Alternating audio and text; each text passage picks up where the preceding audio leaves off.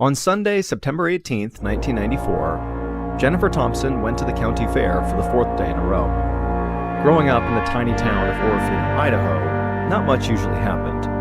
So 14-year-old Jen wasn't about to waste the most exciting days of the year. Back on Thursday, Jen and her friends had gone on all the rides from the carousel to the Ferris wheel, and then on Friday they went to the county livestock auction, and Saturday was the parade, and now on Sunday they had already watched the log cutting competition, and as they had, they totally gorged themselves on every kind of food the fair had to offer. Corn dogs, funnel cakes, cotton candy, caramel apples, and also all the soda they could drink.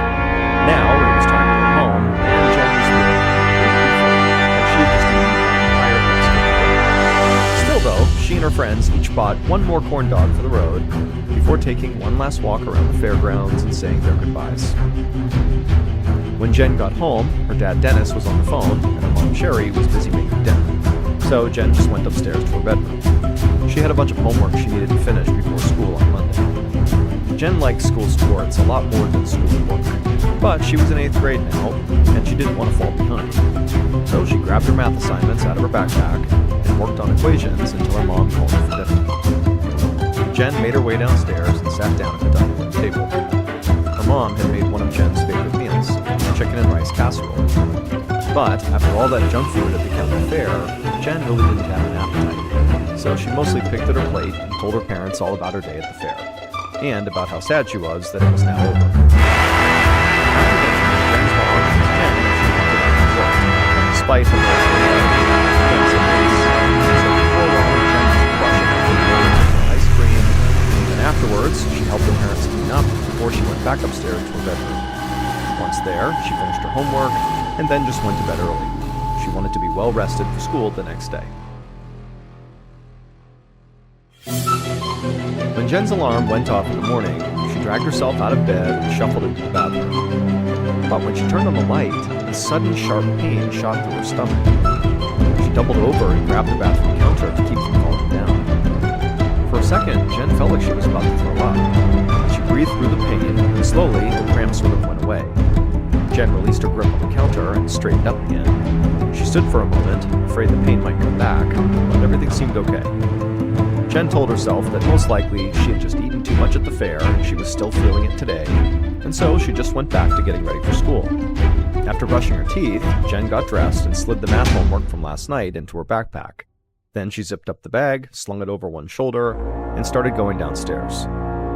But about halfway down the steps, another sharp, shooting pain cut through Jen's abdomen. And this did not feel like any sort of normal bellyache she had ever had. It felt more like something was trying to tear its way out of her stomach. Jen dropped her backpack and kind of hunched forward, clutching at her stomach. The next thing Jen knew, her mom was at the foot of the stairs, looking up at her with a mixture of confusion and concern on her face. Jen barely had time to tell her mom that she was in pain and feeling sick, before suddenly a big wave of nausea hit her, and she had to run back upstairs to the bathroom, where she vomited and also had diarrhea. A few moments later, Jen's mom came downstairs as well, knocked softly on the bathroom door, and asked Jen if she was okay. Jen called out no, and said she felt absolutely horrible. She said something was definitely wrong with her stomach. Through the door, Jen's mother suggested that Jen stay home from school that day. Jen was relieved, but was too nauseous to reply. When Jen's father, Dennis, got home from working at a local car dealership that evening, he went straight upstairs to check on his daughter. Sherry had told him that Jen was having a lot of stomach pain, and both parents agreed that the 4 days of crushing sugar and fried foods at the county fair was very likely responsible for this pain. But when Dennis walked into Jen's bedroom, he was shocked by how miserable she looked. Her face was red and her hair was damp with sweat. Jen told him she'd been throwing up and having diarrhea all day. Her stomach ached when she was lying there. And some of the comments were so intense. Dennis brushed his hair on his face and said he was going to get her a glass of water. When he went downstairs, Sherry was waiting in the kitchen, and she would tell him that the only thing Jen had been able to stomach all day was just a few bites of ice cream, and she had been running a low-grade fever for hours. Both parents were very concerned now, but they weren't quite sure what to do. knew their daughter absolutely hated going to the doctor, and so they agreed that, maybe now was not quite the time to take her yet. For now, Dennis and Sherry decided they would just continue giving their daughter water and Tylenol and check on her throughout the evening. Eventually, despite all her discomfort, Jen would fall asleep, and after she did, Dennis went to bed, hopeful that his daughter would feel better soon. 2 days later, on Wednesday morning, Dennis got out of bed and walked upstairs to his daughter's room.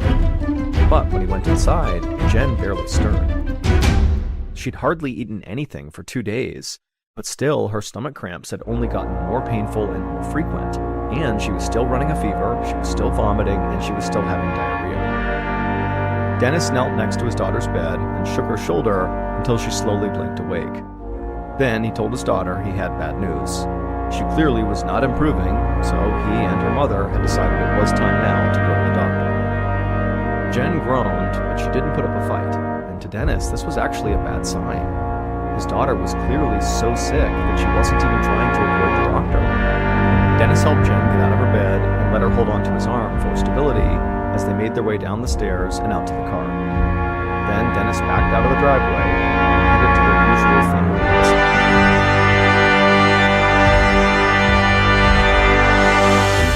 A few minutes later, Dennis helped Jen climb onto an exam table, and he could tell she was struggling just to sit upright.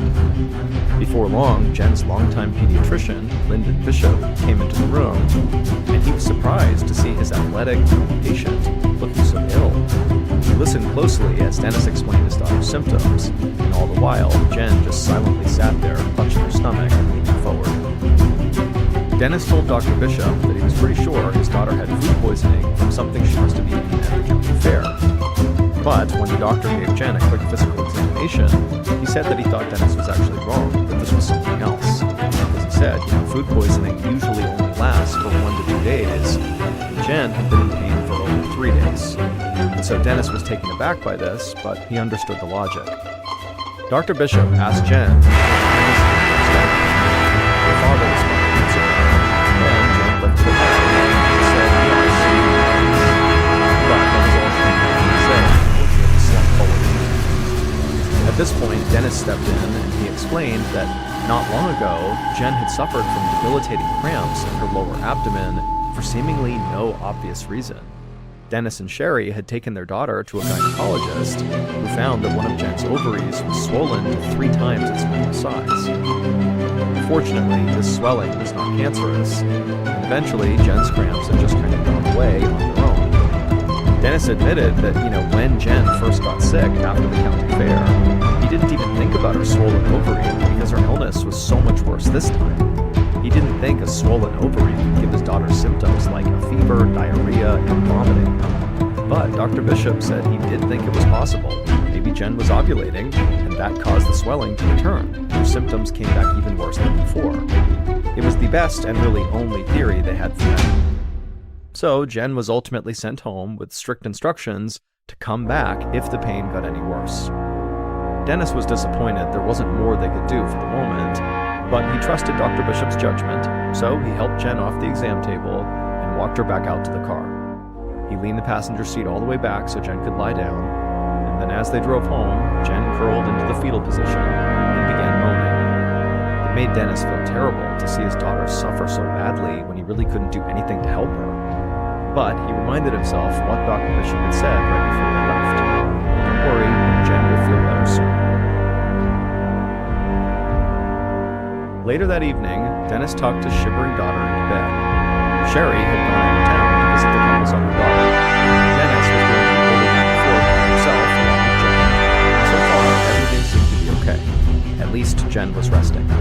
Dennis put on his pajamas, brushed his teeth, and climbed into bed to watch TV. But as soon as he turned it on, he heard his daughter screaming, so he jumped out of bed and sprinted to Jen's room. When he got there, he found his daughter lying on the floor, curled up into a ball, with tears streaming down her face. Jen kept screaming that she'd never felt anything that hurt this badly. She said she literally felt like she was going to die. In a total panic, Dennis ran back downstairs to the living room. He grabbed the phone and called the nearest emergency room. The receptionist answered and patched him through to a nurse. When Dennis explained what was happening, the nurse paged Dr. Bishop, He responded immediately, saying, "You know what? It sounds like Jen has appendicitis." The nurse told Dennis to bring his daughter to the emergency room immediately. Severe appendicitis cases, the appendix can burst open so if Jen had appendicitis, then she would need surgery to remove her appendix as soon as possible. By the time they made it to the hospital about 20 minutes later, Jen was barely coherent. Dennis lifted her out of the passenger seat and carried her into the emergency room. Under the bright fluorescent lights, he could see that his daughter's face was bright red and drenched in sweat. As soon as Dennis approached the check-in desk with his daughter in his arms, the receptionist called for the nurse who he'd spoken to on the phone. Within moments, the nurse and other members of the hospital staff loaded Jen onto a gurney, and Dennis followed as they wheeled his daughter into a nearby exam room. The nurse began taking Jen's vital signs and saw that she had a fever, she was severely dehydrated, and her pulse was distressingly high. The nurse began to explain to Dennis what his daughter's vital signs could mean, but then a short man wearing glasses and a white coat entered the room. He introduced himself as Dr. Maurice Mazer, and he'd already been briefed up on Jen's condition, so he went straight to her bedside and began examining her. He began to press lightly on the lower right-hand side of Jen's abdomen to check her appendix. The doctor's prodding seemed to wake Jen up, and she began to cry out in pain and tried to push the doctor away. Dr. Mazer said that it did look like Jen had appendicitis. This would explain her extreme abdominal pain, her fever, and her confusion. The doctor said the only treatment was an emergency operation to remove her appendix, like right now. But as Dr. Mazer reviewed Jen's medical charts, he told her father that something didn't look right to him. Jen's white blood cell count was going down. The doctor said the number of those cells should be soaring right now as Jen's body fought off this appendicitis. Dr. Mazer said the drop could mean two things. Either her infection was getting better, which seemed very unlikely based on how sick Jen still appeared, or her appendicitis was getting so severe that it was overwhelming her natural defenses. And so Dr. Mazer told Dennis that bottom line, he believed Jen's appendix needed to be removed immediately. Otherwise, his daughter's life could be in danger. Dennis looked at Jen, who looked absolutely terrified. Tears filled her eyes, and she said she didn't want to have surgery. But all Dennis could do was promise her that she would feel better when it was all over. And then he gave his daughter a gentle hug before the nurses took her away to be prepped for surgery. Jen's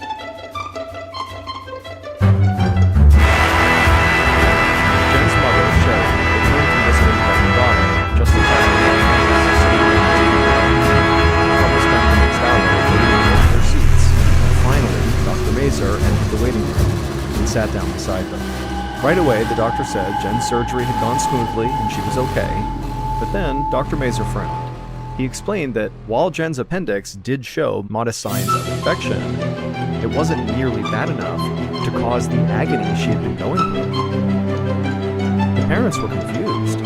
Their daughter had been rushed into emergency surgery to remove her appendix, but now that that was done, it sounded like it might not have been necessary.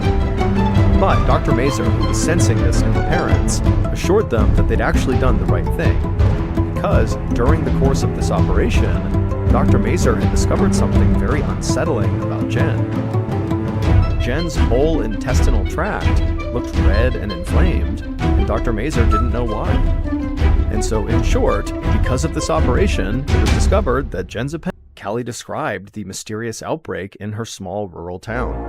The representative told Callie to collect saliva, urine, and stool samples from all the patients and send them into the health department for testing. This way, state analysts could try to figure out what was causing this widespread illness. Callie thanked the official and then hung up the phone. As one of the clinic's doctors rushed past her on the way to visit yet another patient, Callie pulled them aside and explained what they needed to do. A couple days later, 14-year-old Jen Thompson was back at home in Orofino, Idaho, lying on the living room couch and watching TV. She'd been released from the hospital, but so far, recovering from her appendectomy had been very difficult. The incision where her appendix was itching in her stomach constantly, and she could barely eat food. Plus, on top of that, she'd never been so bored in her life. It had only been a little over a week since she got sick, but she already just felt so isolated. She missed going to softball practice and spending time with her friends. She even missed school, which was something she never thought she'd say. Jen picked up the TV remote and began flipping through the channels, trying to find something she wanted to watch. But then suddenly, this sharp, totally overwhelming pain filled her stomach, and it was so intense it made her drop the remote.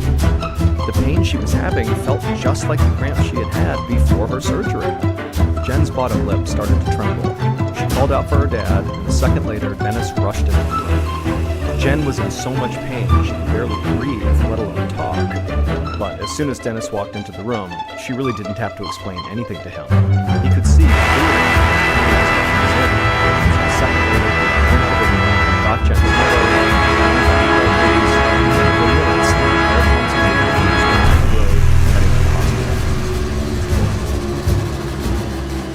Less than an hour later, Jen was lying on a hospital bed with Dr. Mazur standing over her. Dr. Mazur pressed lightly on Jen's abdomen and said her incision seemed to be healing fine. But clearly, something other than appendicitis was making her sick. Dr. Mazur said he was beginning to wonder if maybe Jen was suffering from an infection that was inside of her intestines. So he ordered a stool sample to be tested for a number of different bacteria. The idea of foreign bacteria inside her digestive tract really freaked Jen out. But it wasn't nearly as bad as what Dr. Mazur said next. Bacterial testing would likely take at least 24 hours to complete, and he didn't think they had any time to waste. Dr. Mazur was worried that he'd missed something along the way, so he suggested an exploratory surgery to see if he might be able to determine the source of her illness. Jen had already gone through one surgery, and the idea of being cut open again was almost too much for her to handle. She looked at her parents, wishing they could save her from this. Her mother looked like she was about to cry, while her father was just shaking his head back and forth. But Dennis told the doctor that if another surgery was what they had to do, then that's what they had to do. Deep down, even though Jen did not want to do the surgery, she knew he was right. So, despite Jen's deep anxieties, nurses began prepping her for the operation. They hooked her up to an IV and then cleaned the skin on her belly where the scalpel would cut her open. All the while, Jen felt like she was going to throw up, both from nerves and also from her illness. But just as the nurses were about to wheel Jen into the operating room, Dr. Mazur came running into the room saying the surgery would not be necessary after all. The hospital lab was not very busy that day, so they'd been able to expedite the stool sample tests, and now he knew the source of Jen's illness.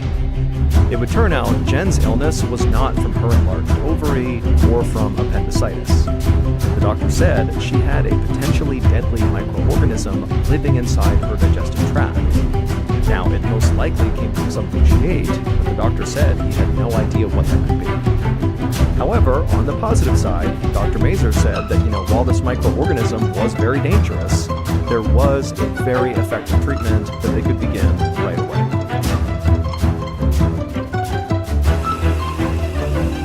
As Jen's treatment began, 3 states away, a man named Larry Edmondson was standing in his office at the Minnesota Department of Health, staring at a large map. A detailed picture of the state of Minnesota.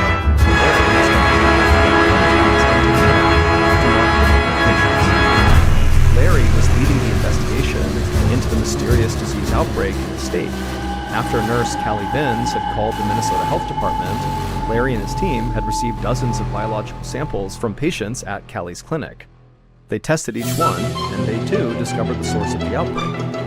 It was the same microorganism that infected Jen in Idaho. But Larry didn't know about Jen. He thought the microorganism was only in Minnesota, and right now he was trying to figure out exactly where it came from. The Minnesota Health Department had continued receiving calls from medical clinics across the state, reporting patients with similar symptoms. Every time Larry got a call, he would send a representative to interview the sick patient and also to collect samples of anything they'd eaten recently. Then Larry put a red thumbtack on the patient's location on the map. He had hoped these red thumbtacks would be more concentrated in one particular area, allowing him to sort of pinpoint the origin of the disease outbreak. But the thumbtacks were spread out in a way that looked totally random. Larry didn't know what to make of this, but he knew that with each passing day, more people were getting sick. While Larry Edmondson puzzled over the Minnesota outbreak, representatives from the Idaho Health Department were digging through Jen Thompson's kitchen. As they did, Jen watched them from her spot on the living room couch. It had been just one day since Dr. Mazur diagnosed Jen, and she was already feeling much better. Dr. Mazur prescribed some antibiotics that were working well, and for the first time in over a week, Jen didn't feel nauseous. She could finally keep food down, but she was scared to eat anything that came from inside her house, because it might contain organisms. Jen looked on as the employees put food, vegetables, cheeses, and meats out of the refrigerator. They took small samples of each item and sealed them inside of small labeled baggies. Jen heard them tell her parents that they would test the samples and let them know the results as soon as possible. Dennis and Sherry thanked them, then the employees left. As soon as they were gone, Jen's dad walked into the kitchen, took all the food out of the fridge and out of the freezer, and just dumped it into a trash bag, went into the backyard, and threw it away. When he came back inside, he told Jen they'd just go grocery shopping for new food tomorrow. That way they would know for sure that whatever they bought was safe to eat. At the Minnesota Health Department, Larry Edmondson had collected hundreds of food samples from the homes of people who had gotten sick. Now, microbiologists were hard at work testing those samples to determine which, if any, organism causing the illness. Larry entered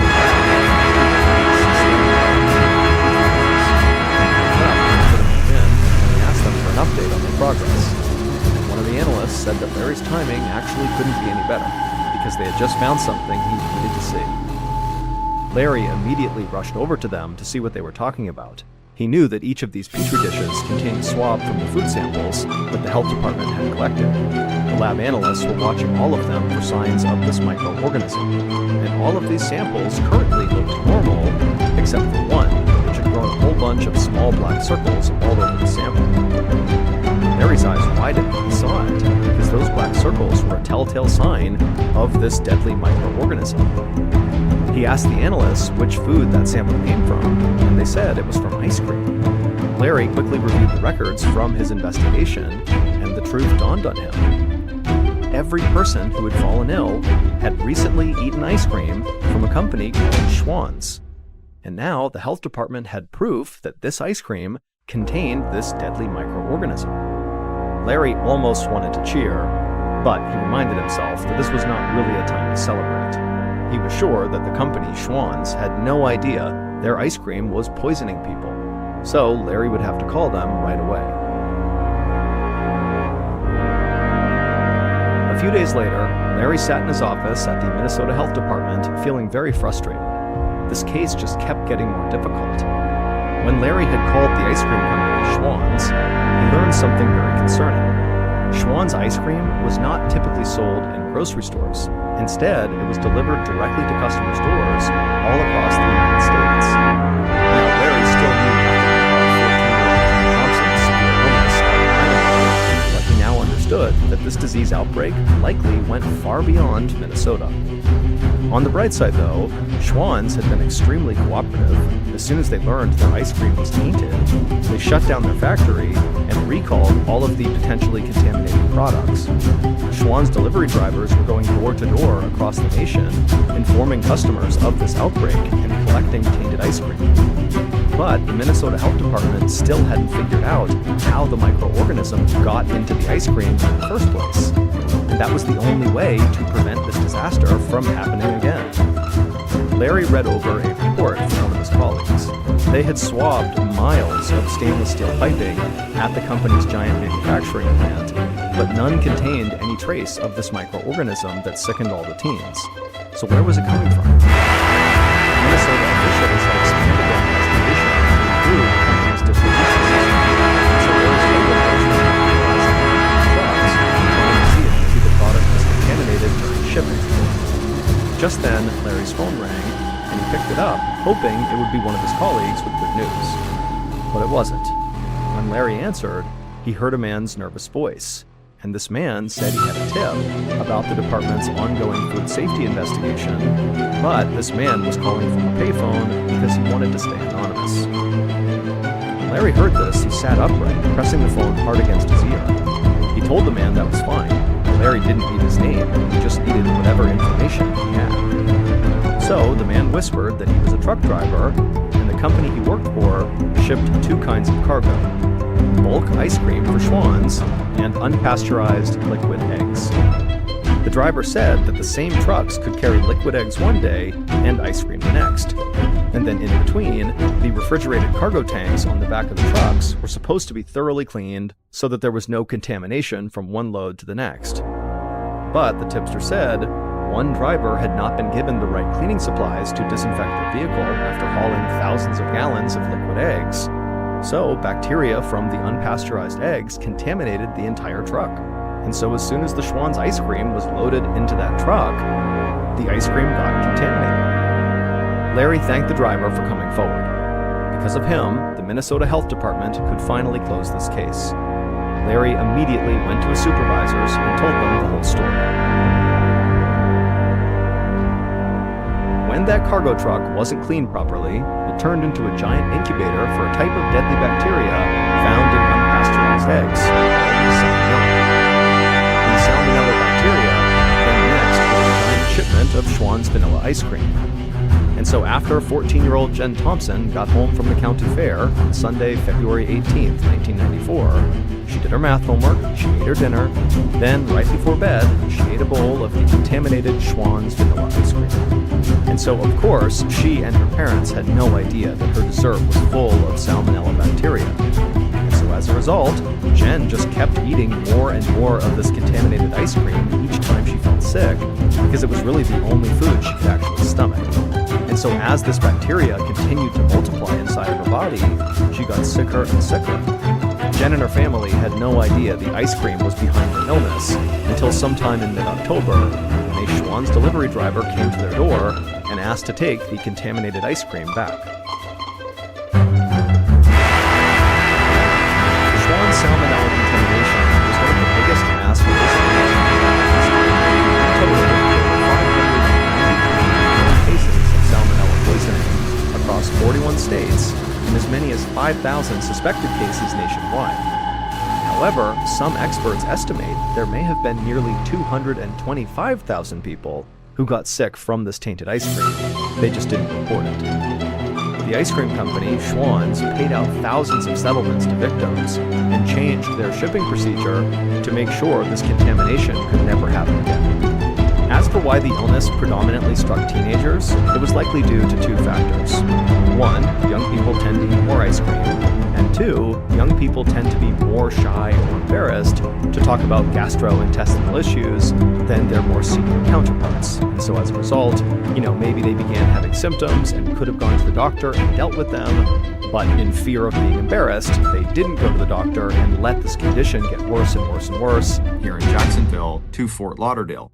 That was the big drawback to traveling. Lorraine would miss putting Catherine to bed tomorrow night, and she would probably be driving into the evening on Monday night as well. Then again, Lorraine thought she'd been lucky. Starting right after Catherine was born, and with the support of her husband Rick, Lorraine had been able to take a 6-year break from her own work in public relations and marketing so she could stay home with Catherine until their daughter was old enough to start school. And during those years, Lorraine had been able to teach Catherine to speak not only English, but a smattering of French and Spanish, as well as fluent Polish, the language that Lorraine herself had learned from her parents, Frank and Jody Dombrowski. Having a baby had also added to Lorraine's pleasure in physical activity. A natural athlete, Lorraine had always welcomed any physical challenge that she could find, from mountain skydiving to motorcycle racing to the black belt in karate she had earned when she was in her 20s. It wasn't long after giving birth that Lorraine was back to running, not only to get fit, but so she could run races again and even marathons. Except now, Catherine was with Lorraine in a stroller or caught up in her mother's arms towards the end of a race to be carried, laughing, across the finish line. Not that life was perfect. Lorraine gave a little sigh as she thought of Catherine's father. After 11 years of marriage, Lorraine and her husband Rick were just weeks away from finalizing their divorce. In fact, one of the reasons for Lorraine's trip south the next day was to arrange for the sale of their condominium located in the Fort Lauderdale suburb where they lived before Rick had gotten his current job up here in Jacksonville 2 years earlier. But the divorce had been as friendly as their marriage had been. boyfriend who got married only 6 weeks after meeting each other. Since their separation, Rick had met someone named Lorraine. The thought of this new man in her life made Lorraine smile. Since opening her own public relations firm a year ago, she'd landed some very big accounts and had made a name for herself. In the past 12 months, she'd helped organize and market some high-profile conventions, festivals, and corporate events, and arranged entertainment with celebrities like Frankie Avalon and Joan Rivers and the Smothers Brothers. And in the course of that work, Lorraine had met the man, also in the entertainment industry, who she believed would one day become her husband and Catherine's stepdad. Except this time, Lorraine was moving slowly. Neither of them felt any need to rush, and right now, they were just enjoying whatever time together they could carve out of their busy schedules. Not that either love or business would squeeze out the other activities in Lorraine's life and in the life she wanted to build for her daughter. Lorraine had always followed her own mother's example, taking time to give back to her community. And Lorraine, also a devout Catholic like her mother, had done just that. Whether it was teaching Spanish language classes at church, or the time she'd spent years ago running self-defense courses for women, or rescuing stray or abused animals. Above all, Lorraine was a people person. Confident and curious, she was a good judge of her fellow human beings, and whenever possible, if she was faced with a difficult situation or conflict, she tried to find common ground, without ever sacrificing her own strong code of morals and ethics. A moment later, and Lorraine had walked the short distance from Catherine's bedroom to her home. Her parents would be here first thing tomorrow, and right now, Lorraine needed to pack an overnight bag for her trip to Fort Lauderdale. At 8 a.m. the next morning, Lorraine was ready to go. As soon as she had showered, she slipped into a pair of fitted jeans, a reddish-brown top, and comfortable moccasin-style shoes. Lorraine didn't bother with makeup. Not only was she a natural athlete, she was also a natural beauty. 5 foot 6 inches tall and slim as well as fit, Lorraine looked much younger than 43. Although her thick, once blonde hair had darkened years ago to a shining chestnut, it was easy to see why she had won the Miss Stamford, Connecticut beauty pageant back in 1967 and later did some work as a model. Lorraine quickly ran a brush through her damp hair, then headed downstairs to have a quick breakfast with Catherine and her own mom and dad before leaving. As she walked down the stairs, Lorraine smiled. She could already hear Catherine chattering to Lorraine's mom in Polish. After breakfast, Lorraine kissed her mom and Catherine, and they said their goodbyes. She reminded her parents that her soon-to-be ex-husband Rick would be there at 11 a.m. to take her she would stay until Lorraine got back. Then,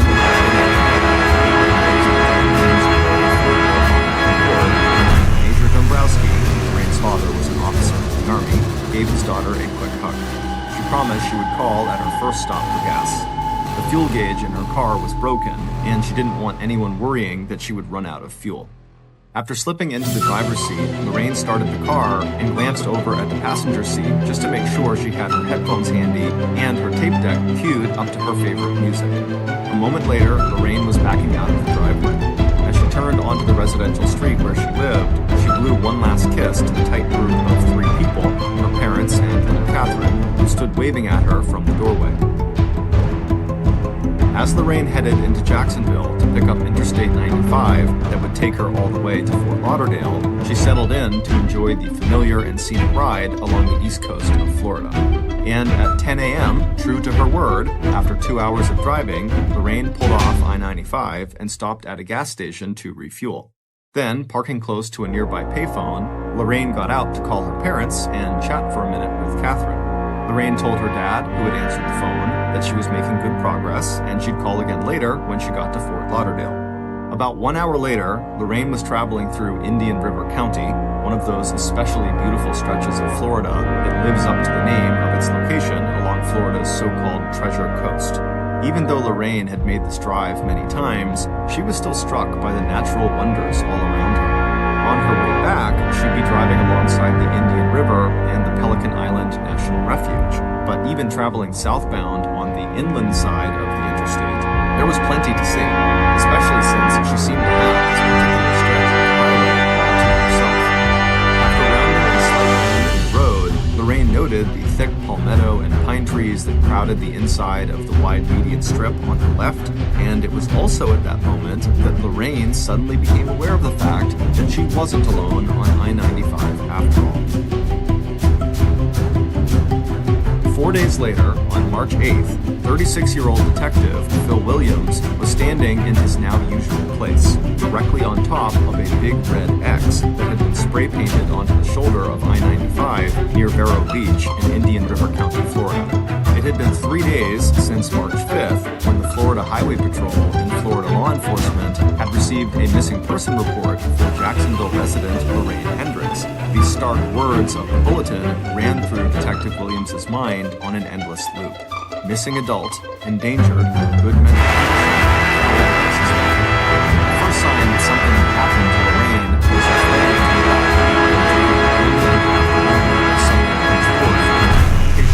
a suburb of Fort Lauderdale, and the location of the condo that Lorraine and her soon-to-be ex-husband owned and that Lorraine was about to put up on the market.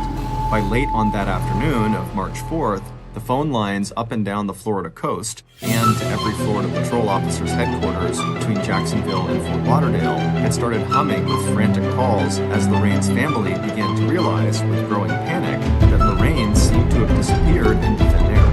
The last anyone had ever heard from the 43-year-old mom and businesswoman was at about 10 a.m. on the morning she left Jacksonville when she called her parents from a payphone at a gas station just 57 miles north of where Detective Williams now stood. It hadn't taken long to locate Lorraine's car. They found it even before the missing person report went out to all law enforcement. At noon on Monday, March 5th, Highway Officer Mike Transu, who patrolled that stretch of I-95, had already called into Vero Beach headquarters to report a 1982 gray four-door Honda Accord parked and apparently abandoned on the shoulder of I-95 southbound in Indian River County. There was no sign of the driver or any car keys, but when officers ran the plates, they discovered that the car was registered to Lorraine Hendricks. Once the car was towed to a police lot where it was searched and fingerprinted, police painted a large red X on the shoulder of the road where they had found Lorraine's car. In the 4 days since that discovery, Detective Williams had not wasted a minute. He had interviewed Lorraine's father and her soon-to-be ex-husband, who had both driven down to Vero Beach as soon as they heard that Lorraine's car had been found. With their help, investigators had put together a list of Lorraine's friends and business associates, as well as the name of the new man in Lorraine's life. The only item that appeared to be missing from the car was Lorraine's wallet, with her driver's license and her car keys. Investigators also pulled all the traffic tickets, warnings, and arrests that had been made along I-95 in the days before, during, and after Lorraine's disappearance in hopes that law enforcement had encountered either Lorraine or anyone remotely suspicious who might have been involved in her disappearance. Detective Williams and his officers had done foot searches of both the shoulder and the median strip where Lorraine's car had been found, looking for any clue from a scrap of paper she might have dropped to an article of clothing or jewelry, but so far, nothing. It turned out the gray Honda she was driving had plenty of gas and no mechanical problems that might have led to a roadside breakdown. There was no evidence that Lorraine had picked up. There was no sign that her contacts had been run through any law enforcement system.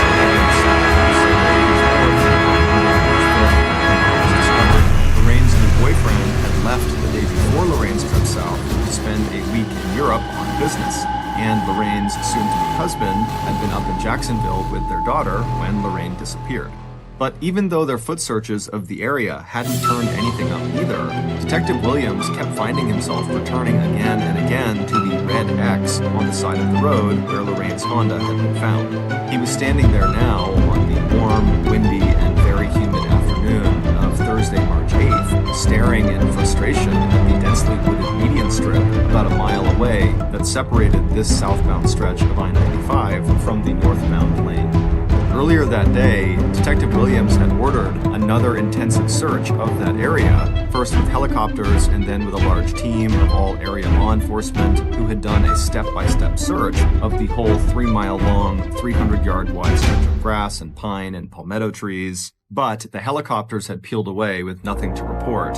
From the sky, it was almost impossible to see through the thick canopy of trees, and law enforcement officers on the ground had emerged from their foot search sweaty, bug-bitten, and empty-handed as well. But Detective Williams still wasn't satisfied.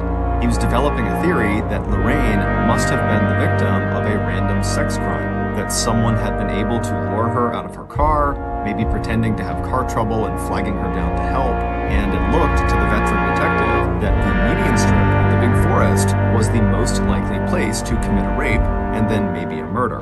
Before going back to headquarters, he decided that he'd make one more foot search of the median forest himself. But before crossing the interstate to join his partner, Detective Williams was joined by the two patrol officers who worked this stretch of I-95. Mike Transu, who had found Lorraine's car 4 days earlier, and Tim Harris, a canine officer whose highly trained German Shepherd was sitting at attention, and law enforcement officers on the ground had emerged from their foot search sweaty, bug-bitten, and empty-handed as well. But Detective Williams still wasn't satisfied. He was developing a theory that Lorraine must have been the victim of a random sex crime, that someone had been able to lure her out of her car, maybe pretending to have car trouble and flagging her down to help, and it looked to the veteran detective that the median strip of the big forest was the most likely place to commit a rape and then maybe a murder.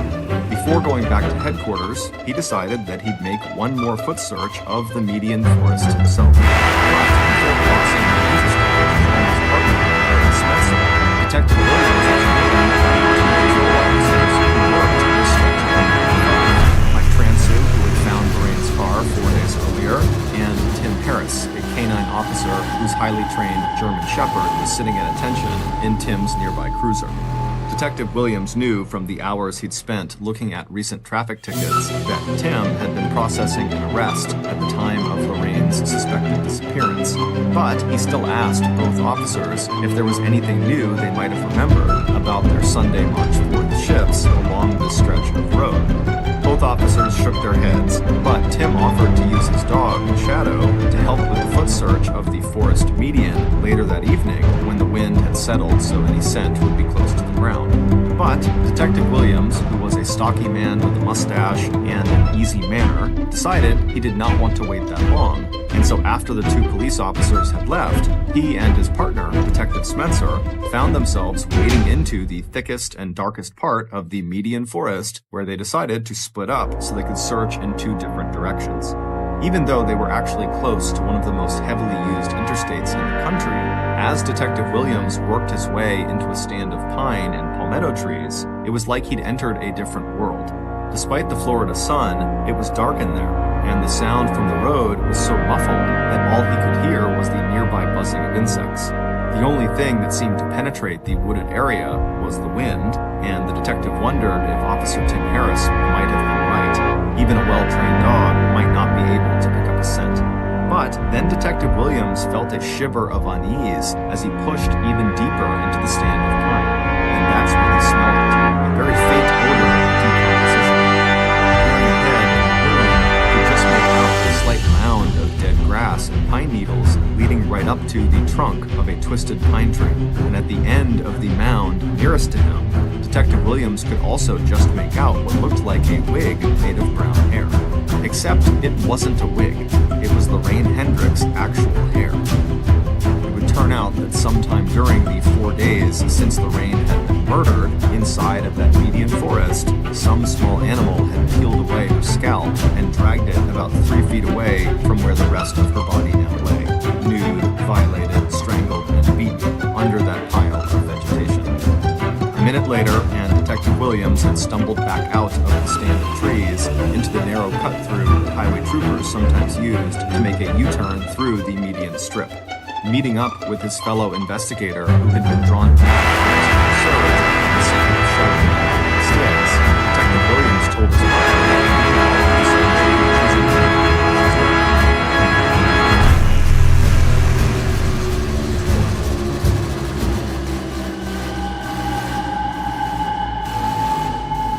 By 1:15 p.m. on Thursday, March 8th, The median strip on that stretch of I-95 through Indian River County was crowded with law enforcement and medical personnel.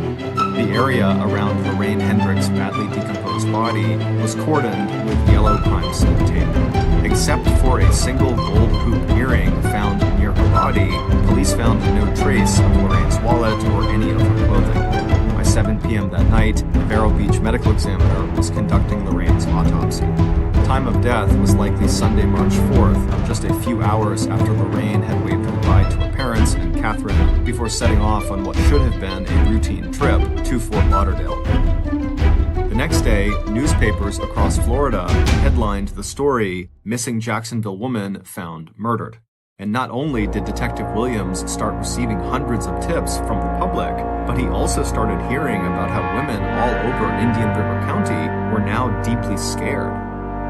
One of those women was 27-year-old Sandy Wessendorf, the mother of 2 young children who lived in an isolated area just 10 miles north of Vero Beach and not far from the site of Lorraine's murder. Except that Sandy had actually been feeling scared for a long time.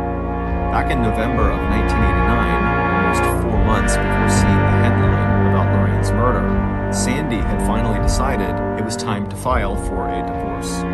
Bright, beautiful, and completely inexperienced when it came to sex and relationships, Sandy had met her future husband when she was just 16 and he was 21.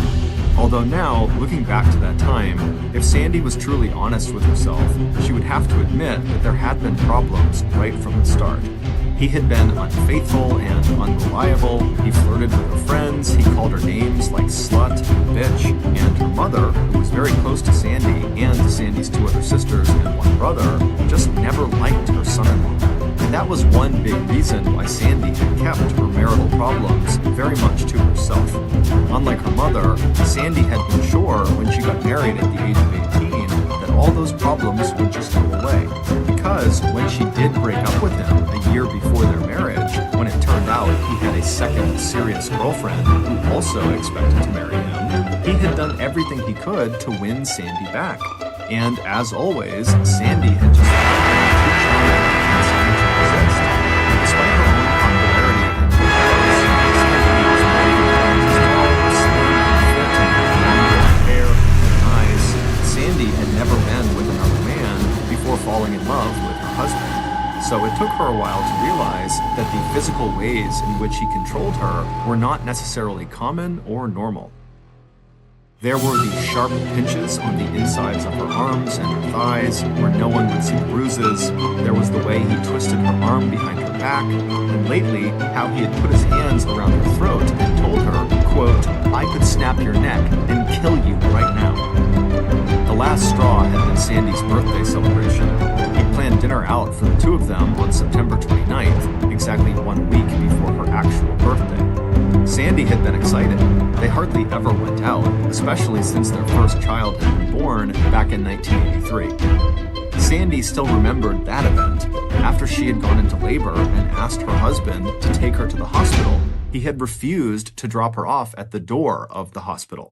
Instead, annoyed that she had gotten him up so early in the morning, he had insisted on parking in the visitor's lot. After watching her struggle out of the car, he told her, quote, "You're gonna walk, bitch." Their second child had been born 2 years later. But still, Sandy had been excited about the birthday dinner, and the children were excited about spending the evening with other family members. But literally, right after Sandy and her husband had gotten to the restaurant and their food had arrived, Sandy's husband looked up from his plate, stopped mid-chew, and announced that he was seeing another woman. Then he motioned to Sandy's own plate and told her to start eating or her dinner would get cold. It would turn out that her husband had not just started having an affair. He'd been involved with this woman for the last 4 years, and Sandy had had no idea. Although looking back, all the signs had been there. The affair had started when Sandy was pregnant the second time, and her husband always had things to do and places to be that took him away from home. But Sandy had truly believed that whatever their issues, both she and her husband had been absolutely faithful to each other. In fact, to Sandy, that was the one thing keeping their marriage together. Sandy had put up with her husband's abuse because she really did believe that deep down they must be each other's soulmates. But now she had no reason to believe that, and she knew she had to end the marriage. But what Sandy hadn't expected was her husband's reaction to her decision to file for a divorce. He had no intention of giving up his other woman, but there was no way he was going to divorce Sandy.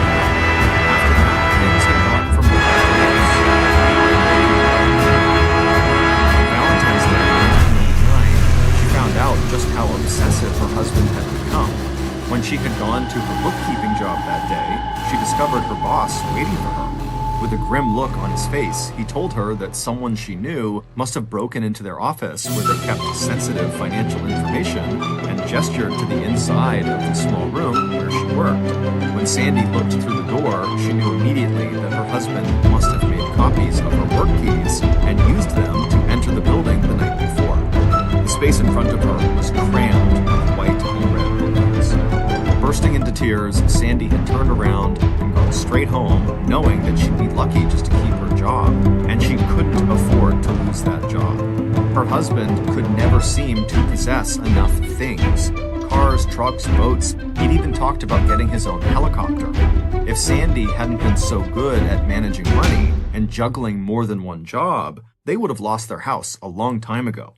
And right after Sandy had walked through the door of that house on the afternoon of the balloon incident, she came face to face with her surprised husband. Rushing past him, she locked herself in the bathroom, and it was then that she saw the tape recorder he had left sitting on the bathroom counter. When she hit the play button, she realized with shock that he had been recording her incoming and outgoing phone calls. When Sandy eventually stepped out of the bathroom carrying the tape recorder, her husband's face was a twisted mask of rage. After that, Sandy found other tape recorders that he had left around the house, one in her bedroom and another hidden in the creases of the living room sofa. Now, not even a month later, Sandy didn't even bother to remove these recordings. If she did, she knew he'd just find some other way to invade every private space in her life. As darkness fell over Sandy's house in Citrus Hideaway, and her two kids slept upstairs, Sandy sat listening in her kitchen. And as she expected, it wasn't long before she heard the soft thump as her husband, who had been kicked out of the house, stepped carefully through the window of their son's upstairs bedroom. For weeks now, he'd been climbing from a low-hanging porch roof up onto the second story and then into their upstairs. Sandy didn't even bother to call out to tell him she knew he was up there and that she knew he'd been spending the night in that room for weeks because it wouldn't have done any good anyway. Following the discovery of Lorraine's body, Detective Williams and his team tracked down dozens of tips and possible leads. Following the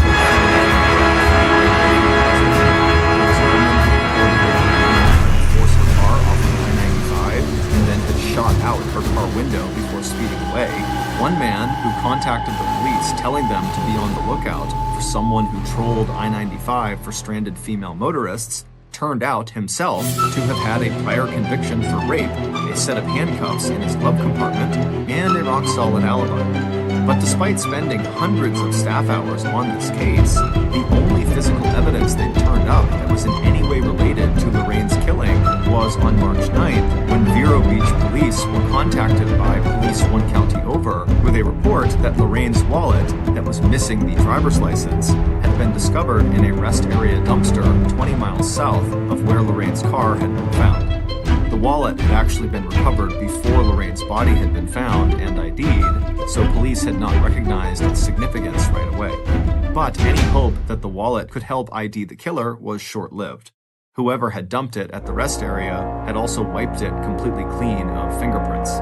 Even as investigators and law enforcement from the police, sheriff's department, and the Florida Highway Patrol joined forces to move the investigation along, Detective Williams was also looking for any information on recent homicides that looked at all similar to Lorraine's murder and suspected rape. But despite his best efforts, he just could not catch a break in this case.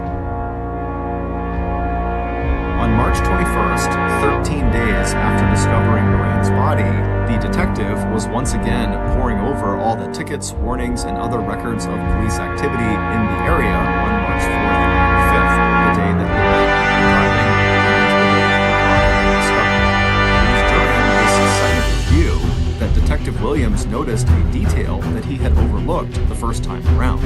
Staring down at the piece of paper on his desk, Detective Williams picked up the phone and made a quick call that would correct his Lorraine's murder and suspected rape.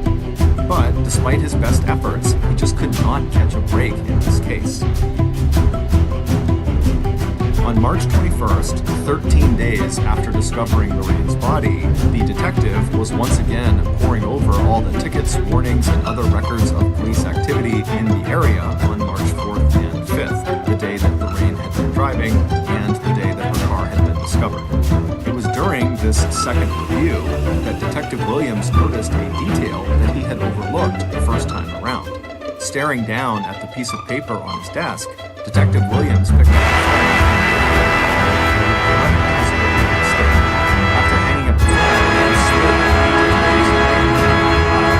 what he had just found out didn't necessarily change anything, but it might be worth following up on later. Meanwhile, in the white stucco house on its lonely acre in Citrus Hideaway, things for Sandy were only getting worse. Her continuing refusal to withdraw the notice for divorce that she had filed in late November had made her husband more and more angry. At about 9 p.m. on Sunday, March 25th, when Sandy was sitting in the living room of her house talking with two of her visiting neighbors, she heard the familiar thump of her estranged husband landing on the floor upstairs in their son's bedroom. This time, Sandy jumped up and ran upstairs to confront him and told him that if he was going to come into the house, then he should come downstairs because their neighbors knew he was there. A few minutes later, he was sitting in the living room, but was refusing to say a single word until the neighbors left, which they ultimately would. But as soon as the door closed behind the neighbors, Sandy's husband exploded into action. 10 inches taller and 70 pounds heavier than his terrified wife, he grabbed Sandy and dragged her across the room and up the stairs into the master bedroom where he had stashed a black vinyl bag. Reaching in through the open zipper, he pulled out a pair of handcuffs and then turned out the light. Before Sandy could grasp what was happening, he snapped one of the cuffs around her wrist. The click of the lock sent a rush of adrenaline coursing through Sandy's body, and before he could snap the other cuff onto her other wrist, she kicked out her legs from under her and brought both of them falling to the floor. Their 10-minute struggle ended as her husband knew it would, with him gaining control of her partner. Sandy had managed to keep her husband from putting the other cuff on her other wrist, but when he couldn't cuff her, he had just given up the idea and climbed directly onto her chest, pinning her down with one leg on either side of her. And with her under him, unable to move, he had reached into his black bag and pulled out a gun and pointed it at the side of her head. And then clenching his other hand into a fist, he started beating the carpet right next to the other side of her face. Then he stopped and said, "You are going to take me back." But Sandy, in an act of defiance, shook her head, no. Furious, her husband began hitting the floor next to her head even harder and told her with a menacing look that he was going to do this to her face if she didn't do what he said. And it was at that point that Sandy knew she was not just facing rape or injury, she was facing death. Her husband was going to kill her if she didn't agree to take him back. And so Sandy her husband on top of her, told herself to stay calm, and then she said, "Okay, I'll take you back."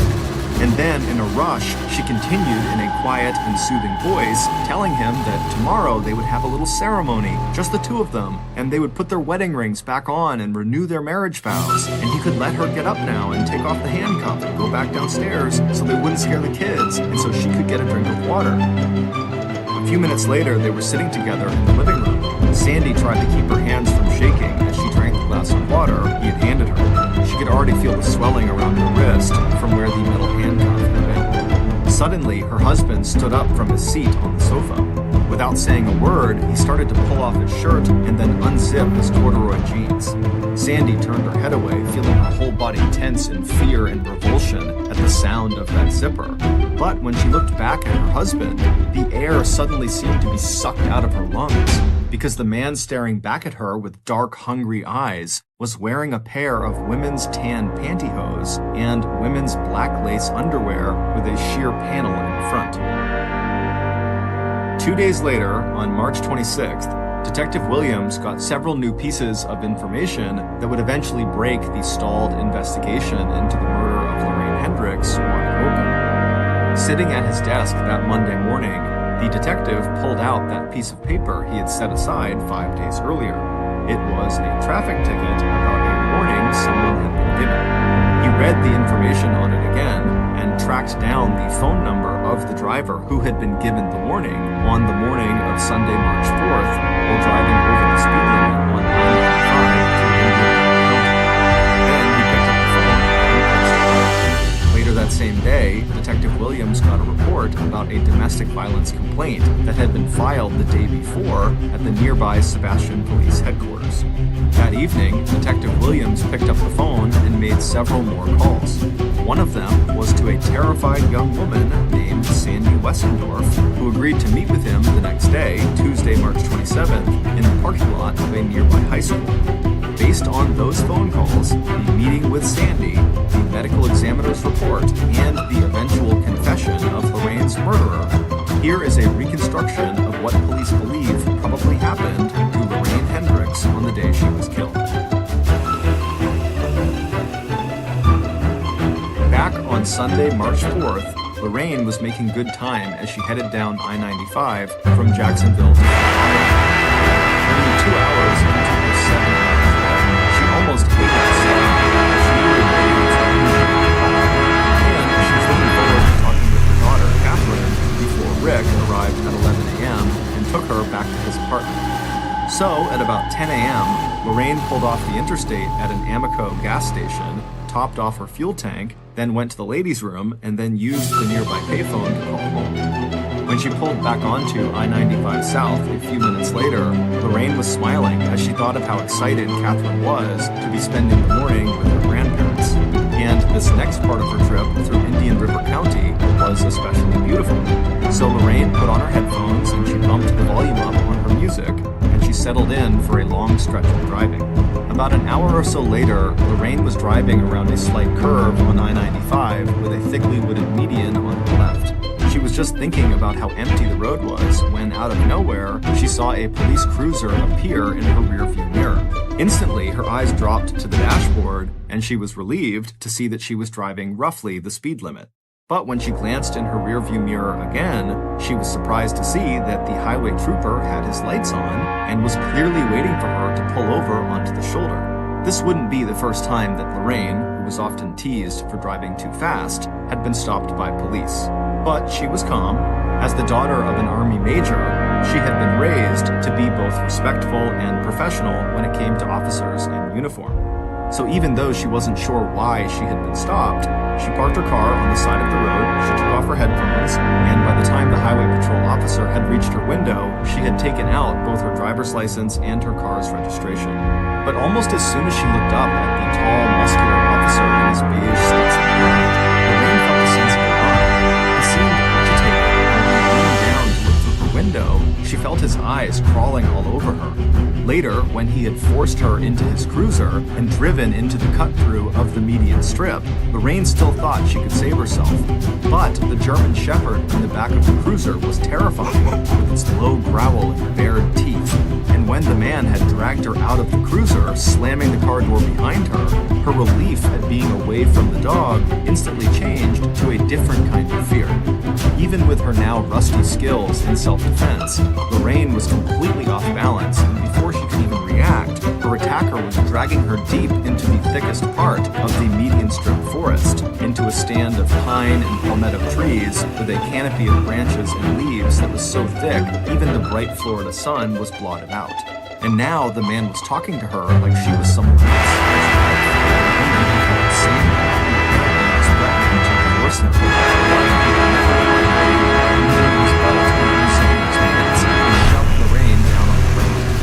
even as Lorraine tried to talk to him, to tell him she understood he was hurting, that she was not the person he thought she was. She wasn't Sandy.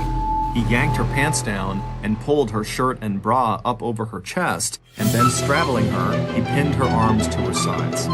When he was finished, he turned Lorraine over one more time so her battered face was pressed into the ground.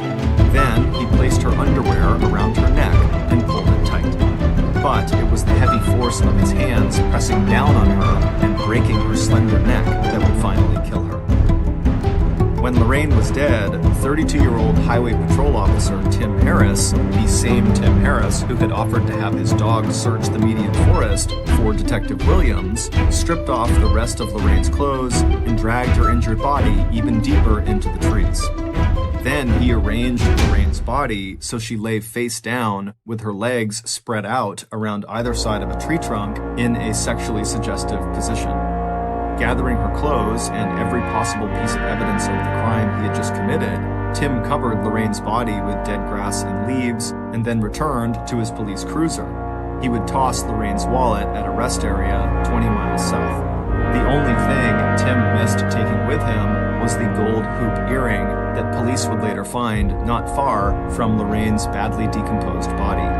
It would turn out that on March 21st, when Detective Williams was reviewing the records of tickets, warnings, and arrests that had been issued on March 4th, he realized that Highway Patrol Officer Tim Harris was not the officer who had been processing the arrest that Sunday morning at 11:30. Instead, it had been Officer Mike Transu who had been processing that arrest, using a serial number that had only recently been transferred from Tim to Mike, which meant that Tim Harris did not have an alibi for the morning of Lorraine's murder.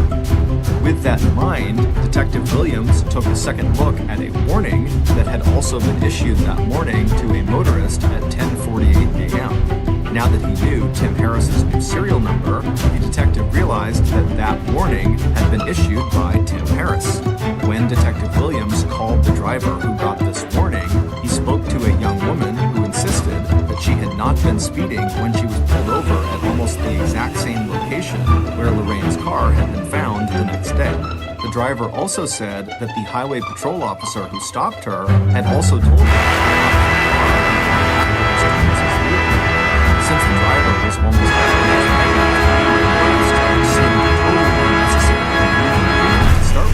was also totally inconvenient. But once the patrol officer noticed how pregnant the woman was, he immediately seemed to lose interest in her and in his accusation that she had been speeding. When he handed her the warning he had written out, he even told her, "Oh, you can just throw that away. It doesn't mean anything." As Detective Williams considered this new information, he thought again about that stretch of I-95 and how an officer parked near that curve in the road would be able to look directly through the windshield of oncoming cars and spot women who were driving alone. Detective Williams believed that the woman who got the warning at 10:48 a.m. was only saved because of her advanced pregnancy, that was a turnoff to Tim Harris. And then after the pregnant woman had gotten back in her car and left, the next solo woman driving around that curve was Lorraine Hendricks, and she would not be so lucky. Digging deep into Tim's employment records, investigators would later find that he had been forced to resign from his first job with a tiny police force in Melbourne, Florida, after complaints that he sometimes refused to give women their licenses back, forcing them to come to the station later to meet alone with him. It was also rumored that he would offer to tear up a ticket or traffic violation in exchange for sex. But it wasn't until March 26th, when Detective Williams saw the charge of domestic assault that Tim's estranged wife, Sandy, had filed against her husband, that the investigator felt he had the leverage he needed to press Tim about his possible involvement in Lorraine's murder. On March 27th, Detective Williams met with Sandy, whose in the high school parking lot. After Tim's attack on her 2 nights earlier, she had taken her 2 kids to her sister and brother-in-law's house for protection. After Tim had stripped off his clothes to reveal her to tear up a ticket or traffic violation in exchange for sex. But it wasn't until March 26th, when Detective Williams saw the charge of domestic assault that Tim's estranged wife, Sandy, had filed against her husband, that the investigator felt he had the leverage he needed to press Tim about his possible involvement in Lorraine's murder. On March 27th, Detective Williams met with Sandy, whose maiden name was Wessendorf, in the high school parking lot. After Tim's attack on her 2 nights earlier, she had taken her 2 kids to her sister and brother-in-law's house for protection. After Tim had stripped off his clothes to reveal the women's lingerie, Sandy had somehow been able to persuade him that they should wait to have sex until the next day after they removed their wedding rings. Sandy's brother-in-law, who was also a police officer, had told Sandy that she had to go to the police and that he would protect her. So the next day, on March 26th, Sandy, with her brother-in-law, Don Dappin, at her side, filed an assault charge and restraining order against Tim Harris. Don Dappin then made sure that Detective Williams and Tim's commanding officer were both aware of the domestic violence charge, and then Don himself provided around-the-clock protection for Sandy and her kids. Sandy would later locate the lingerie her husband had been wearing, and she would give it to police. But although Lorraine Hendricks sometimes wore a similar style of underwear, police did not find any physical evidence that that lingerie actually belonged to her. On April 7th, 1990, almost 1 month to the day that Lorraine's body was found in the median strip along I-95, Tim Harris confessed to her murder. Despite the medical examiner's report that showed that Lorraine had probably been beaten severely around her head and shoulders, Tim would insist it was Lorraine who had begged him to have sex with her. He told investigators that she had been a nice person who sympathized with his anger over his wife divorcing him. At some point, he seemed to have snapped, and the rage he felt towards Sandy, he transferred to Lorraine. Tim Harris insisted that he couldn't remember exactly when or why he had posed her dead body so suggestively around the trunk of the pine tree, any more than he could remember having forced Lorraine into his cruiser, commanded his dog to attack if she resisted, and then dragged her out of the cruiser and into the thicket of pine and trees where he raped and killed her.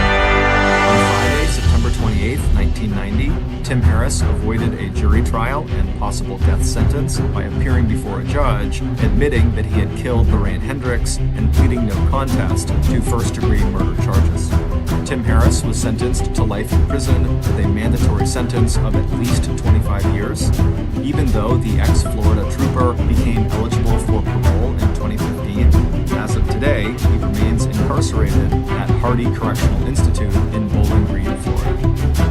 Thank you to crime writer Anne Rule, whose 1994 book, titled You Belong to Me, was our major source of information for writing this podcast.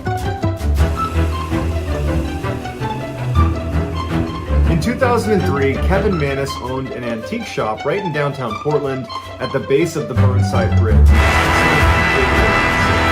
Kevin owned this antique shop, he was always at yard sales, there was this estate sale over at this woman's house. She had just passed away. She was about 103 years old. She was a Holocaust survivor, and her estate was being sold. And so he goes over to the house, and he sees the way they're selling all of her items is by bundling them in different lots. So depending on what item it was, they'd be bundled with similar items and then sold as a package. So the people there would be bidding on the whole lot. They couldn't buy individual items. And Kevin had his eye on one particular lot called Lot 29. And Lot 29 included a couple of small tools that he wanted to sell in the shop, and it had this mystery box, and that's exactly as it was labeled. It just says mystery box on it, and he was intrigued by it. So he placed a bid on Lot 29, and ultimately he won the bid, and he was really happy about it. So he takes the contents of Lot 29 and he wheels them over to his car, and as he's loading stuff into the back of his car, someone behind him says, "Oh, so you went with the Dybbuk box, huh?" And Kevin, in his head, went right back to his childhood, because growing up, he had always been scared of Dybbuks, because a Dybbuk is a malevolent spirit in Jewish folklore, and Kevin was Jewish, and so his parents used to say, "Oh, you better not do that, Kevin, or the Dybbuk's gonna get you." And so he grew up terrified of Dybbuks, and so his interest is piqued. And Kevin turns around and he says, "Did you just call this box a Dybbuk box?" And the woman's like, "Yeah," and my grandmother was terrified of it. and she said no one could ever open it. And Kevin turns to look at the box, and it's about 2 foot high by 1 foot wide, and there are these little doors that swing open on the front, and then on the bottom there's a drawer that comes out, and there's one lock that sits across the 2 doors, and it's currently locked with a little padlock. And he looks up at her and he goes, "Why can't you open it?" And the woman just says, "We never knew, but our grandmother would always go every time we said the word Dybbuk, and so it was weird enough. And we just never asked any questions, and we stayed away from her Dybbuk box." Kevin agreed that was pretty weird, and he finished loading his car, shut the trunk, said bye to the woman, hopped in his car, and he drove away. And he never really gave it a second thought. At this point, he's not thinking the Dybbuk box is anything malevolent. He thinks it's just some random chest that he won at an auction. Kevin drives back to his antique shop, and he begins unloading all the things he won at the auction. He brings them inside, and he brings them downstairs, because the top floor, the main floor, was really where he sold things. When he got new items, he would bring them downstairs to his warehouse of sorts, which was much bigger than the first floor, had lots of rows of shelving, and had a workstation down there.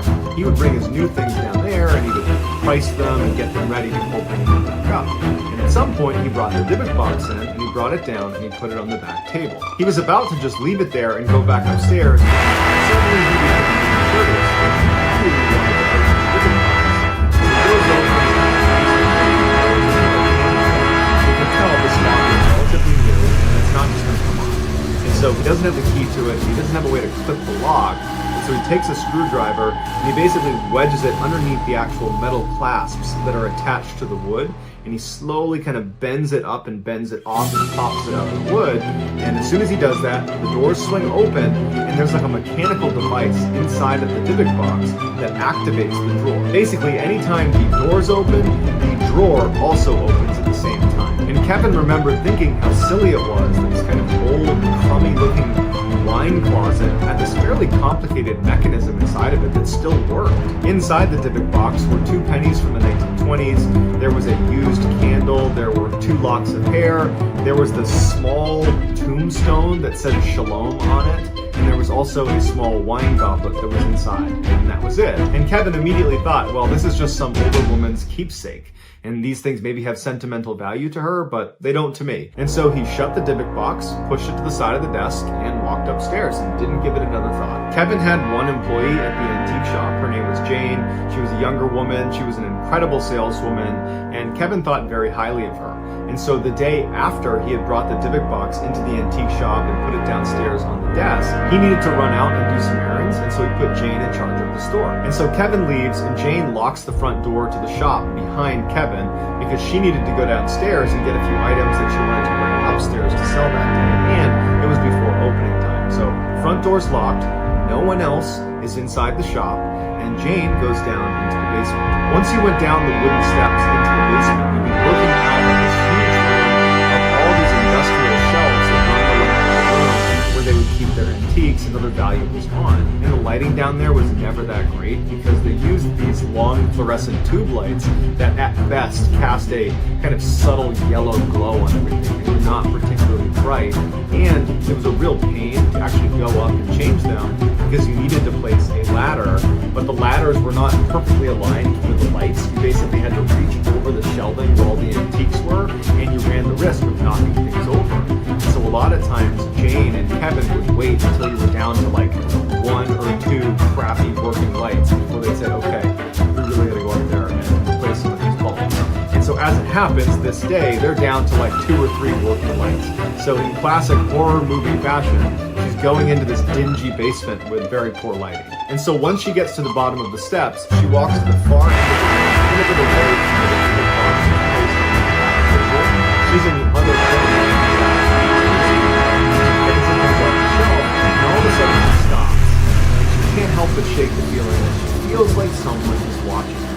Now, she is down in this basement all the time, whether it's well lit or dark, whether Kevin is there with her or she's alone. This is a place she goes all the time, and she's never had this feeling before. There's no way to get into the basement unless you come down the stairs, and she locked the front door, and she was the only one who came downstairs. She hasn't heard anything. There's no other way to leave this space. So she doesn't know where she's getting this feeling from, but she really can't shake it. And as she's kind of looking around and she's starting to get a little bit paranoid, the phone rings. They had a landline that was on a table right at the base of the stairs. stairs. The phone rings down there and it startles her. And then it kind of jumps her back into reality, and she's like, okay, I'm paranoid. And she walks over and she picks up the phone, and it's actually her friend who was planning on coming by the antique shop that day. So as they're chatting, Jane hears what sounds like a broom. Imagine if a push broom is lined up against the wall and then it falls over. The sound that the wooden stick would make as it hits concrete. That's the sound she hears as she's on the phone. And it startles her again, and she goes, hey, let me call you back. She hangs up on her friend and she's looking out, and because the lighting is terrible from where she is, she's now at the foot of the stairs looking down all these rows, and she's heard that stick land on the ground on the far side back where she had been originally. She's kind of looking around and she can't see anything. And so she takes a deep breath and she begins walking down the rows to see what fell over. And as she's walking down the row, something smashes behind her. She turns around and one of the fluorescent tube lights has fallen from the ceiling and smashed onto the ground. And so all of a sudden, she doesn't want to explore this falling broom that's behind her in the dark corner of the basement. Instead, she's ready to leave. So she starts walking back towards the stairs to get out of here. And as she's walking down one of these rows, a wooden chair that is on one of the shelves comes flying off of it and lands squarely in the middle, blocking her path. And there's no way this could have happened unless someone pushed this chair. And suddenly she thinks, someone's down here with me. And she screams and she hurdles the chair and she runs to the steps. She starts running up. And to her horror, there is a metal door that locks the basement at night. So if someone were to break in, it's another layer to protect the store from thieves. And it was shut and locked.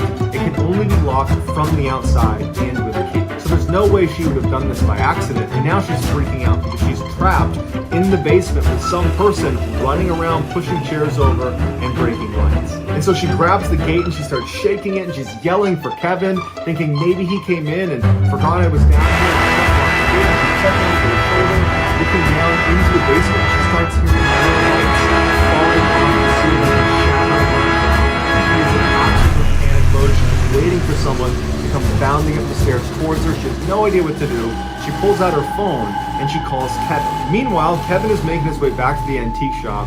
He's only a couple minutes away, and he sees his phone ringing that was sitting on the passenger seat. He picks it up, and it's Jane, and he answers, and immediately Jane is hysterical, and she's screaming that someone's in the antique shop that's breaking things, and Kevin's like, slow down, what's going on? And all he can hear in the background is the sound of what sounds like glass shattering, and things falling and breaking. And he's like, wait, what's going on? Are you okay, Jane? Like, where are you? And he hears her say, someone's in the basement. And he goes, well, where are you? And she's like, I'm in the basement. And he was like, get out of the basement, call the police. But as he's trying to get her to do that, the phone cuts out. Kevin was only about a block away from his shop, so he floors it to his shop. He parks outside and he's thinking to himself, what am I walking into? Is there going to be like an active burglary going on? Is she going to be held hostage? Like, are the police going to be there? But he just knows he needs to get in there to Jane, and he gets to the front door and it's locked. So he unlocks the front door and he goes inside and it's silent. He's looking around, there's no damage to the first floor, there's no damage anywhere, and he yells for Jane, there's no answer from Jane, and he starts walking kind of tentatively through the store towards the back, and he gets to that door leading down into the basement, the same one that Jane couldn't open when she ran up the stairs to get out of the basement. And he looks at it, and Jane's not at the top of the stairs anymore, and he's thinking, I didn't lock that door, and I'm the only one with the key to lock that door. How is it locked right now? Does Jane have a key that I don't know about? And why would she lock it? Does that mean Jane's up here somewhere? Is that what happened? And he's like, Jane, come out. Did you lock this door? But Jane's not on the first floor. And the first floor is very small. And so he thinks, okay, she has to be upstairs. So he opens up the gate, he swings it open, and he starts walking down the steps. And he's really cautious as he's going down because, again, he has no idea what he's walking into. He hits the lights, but the lights, and there's no answer from Jane. And he starts walking kind of tentatively through the store towards the back, and he gets to that door leading down into the basement, the same one that Jane couldn't open when she ran up the stairs to get out of the basement. And he looks at it, and Jane's not at the top of the stairs anymore, and he's thinking, I didn't lock that door, and I'm the only one with the key to lock that door. How is it locked right now? Does Jane have a key that I don't know about? And why would she lock it? Does that mean Jane's up here somewhere? Is that what happened? And he's like, Jane, come out. Did you lock this door? But Jane's not on the first floor, and their first floor is very small. And so he thinks, okay, she has to be downstairs. And so he opens up the gate, he swings it open, and he starts walking down the steps. And he's really cautious as he's going down because, again, he has no idea what he's walking into. He hits the lights, but the lights come on. And as he starts to go around the corner, he sees Jane sitting in a chair right next to that table sitting there kind of stunned. And he goes to Jane and he's like, what happened down here? And he glances out quickly at all the rows and he sees all this furniture that's come off the shelves and there's glass all over the ground. And he's looking at Jane and Jane's just showing no reaction. She's sitting there like she's in shock. And he turns to Jane again and he says, come on, you gotta tell me what happened down here. And Jane just goes, I don't know. I don't know how to explain what happened down here. I was walking down the row and then I felt like someone was watching me and then things are falling off the ceiling and the shelves. I've never seen anything like this before. Now at this point, Kevin's adrenaline is through the roof. He came charging in here thinking he was gonna have to save Jane from some person breaking in and breaking stuff, but as far as he can tell, there's no one here but Jane. And so he decides he's gonna take a flashlight and he's gonna explore the basement because either there's someone here or Jane did this. So he grabs his flashlight and he starts walking around and all he sees is a bunch of broken glass and some furniture that's come off the shelves and a couple other things that are on the ground, but other than that, there's no one down here and there's no other way to come in or out of here besides the stairs. So after Kevin is certain that no one else is here, he turns to Jane and he regrets this now. He says in an interview that he feels horrible about this now, but at the time, he's thinking to himself, you know, this had to have been Jane. Who else would have done this? I don't know why she did this, but there's no one else here. And he goes, Jane, did you do this? And this is when Jane's emotions came through, because before she was in shock, now she's mad. She goes, F you, Kevin. And she leaves. And she doesn't say another word to him, and she doesn't come back. She quits on the spot. But at the time, Kevin believed she had done it. So he was kind of like, oh well, he was not even a little bit thinking the dinner box had anything to do with it. Just a couple of days after the basement incident, Kevin's mother was supposed to come by the antique shop, and the two of them were going to leave and get lunch together to celebrate her birthday. As soon as she walked into the shop, Kevin goes, hey mom, I got a gift for you. And he brings over this wrapped box and he sets it down on the table right in front of his mother who's sitting on a chair. And he unwraps it and it's the Dybbuk box. Before Kevin can explain what it is, the phone rings at the other end of the store and he was expecting a call. And he goes, hold on mom, I gotta get this. He goes to the back of the store and gets the call while his mom is just sitting there looking at the box. And so while Kevin is at the other end of the store, his mother opens the Dybbuk box and she says she had to sit down as soon as she opened it because she had this unbelievable, overwhelming sense of dread as soon as the doors were open. And she's staring at it like she can't take her eyes away, and then all of a sudden she has a massive stroke. And so she keels over, Kevin sees this happening, and turns over and says, Mom, what's going on? As the paramedics are looking at her, she would say that all she was in a paralyzed state, and she couldn't talk, and she couldn't move. All she wanted to communicate was to somehow get her son to get rid of that box. She didn't know why, but she felt like the box had something to do with her having the stroke. And so all she could do was move her eyes. And so she found herself, with her son's right here, looking at the Dybbuk box and looking away, looking at the Dybbuk box and looking away, hoping her son would see her eyes as a signal to look at the Dybbuk box and put it together that that thing's bad. And Kevin does realize that his mom is flicking her eyes at the Dybbuk box, but in the moment, he's much more concerned about the health of his mother. And it wasn't until she got put in the hospital and she was being taken care of and he knew she'd be okay, then he remembers, he kind of went over it in his head later that day, that his mom was really scared looking and she was looking at the Dybbuk box like that was the thing that was causing her to be scared. Not the stroke, the Dybbuk box. And Kevin starts thinking to himself, I don't know, there's something off about the Dybbuk box. Either it's really bad luck, or there's some truth to you don't open up this Dybbuk box. Either way, I don't want to take any more chances because so long as I've owned this thing, I've had a horrible thing happen in the basement and now my mom's had a stroke. So I want to get rid of it. So Kevin puts the Dybbuk box at the front of his antique store and he puts it up for sale. And very quickly, a young couple came into the store and they bought the Dybbuk box. And Kevin's relieved. He's like, thank goodness that bad luck charm, that whatever's going on with that thing is gone and out of her life. Just a couple of days later, he was in the back of the shop when he heard the door open and then the door shut. He walked out expecting to see some customers, but instead he sees the Dybbuk box that's sitting right inside the store.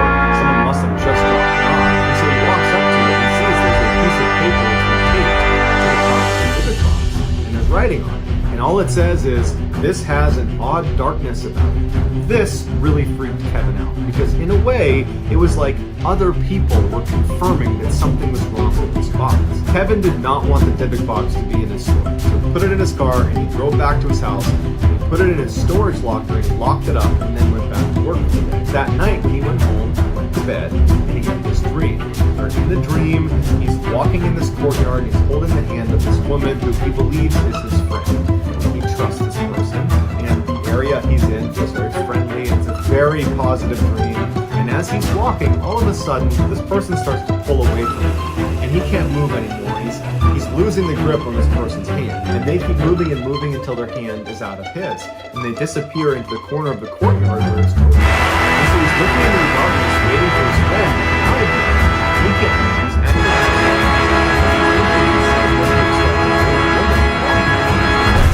Her head is down, and you can't tell what she's doing, and she's pretty far away, and she's walking closer and closer to him.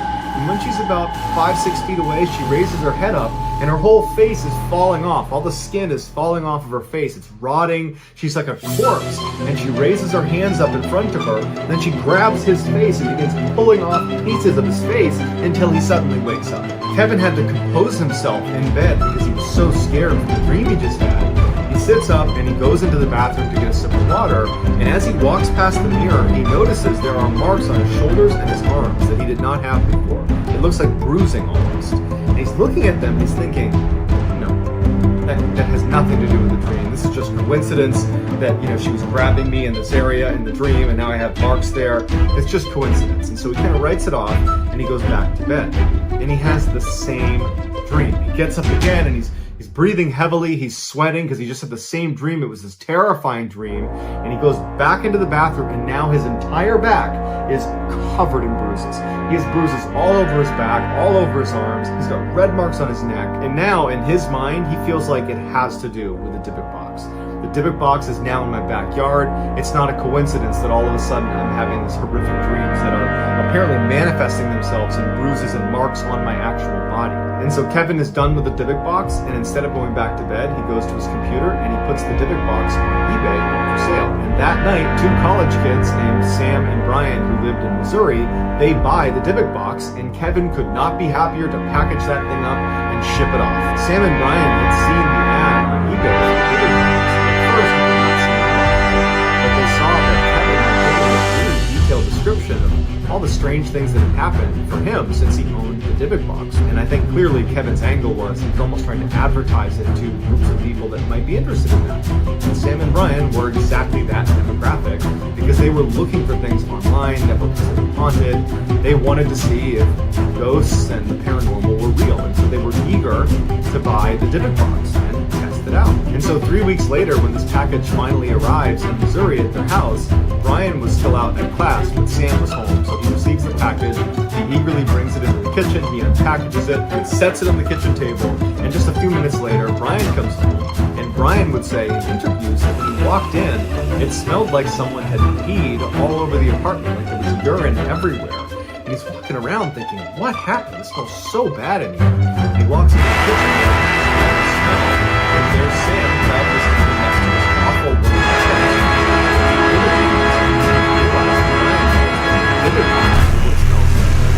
He goes, Sam, do you smell that? And Sam's like, yeah, that's the smell of ghosts. Sam would pick it up and go, ooh, to Brian as soon as he walked into the kitchen. And Sam joked about how he couldn't wait to sleep in the same bed as the Dybbuk box. They were just making a big joke out of it. Sam had also set up a blog where he was going to document everything that happened from day one of receiving this Dybbuk box to whenever they got rid of it or till whenever something happened. And for the first 2 weeks they had the Dybbuk box in their possession, nothing did happen. But when Sam started bringing the Dybbuk box out and leaving it right in the middle of these huge parties they would throw, or people were spilling beer on it and they were opening it up, putting things inside of it and making jokes with it, when they were doing that to the Dybbuk box, suddenly they started seeing a pretty significant uptick in strangeness inside of their house. It started with their technology. Sam's laptop crashed and the hard drive was unrecoverable, so he had to replace his laptop.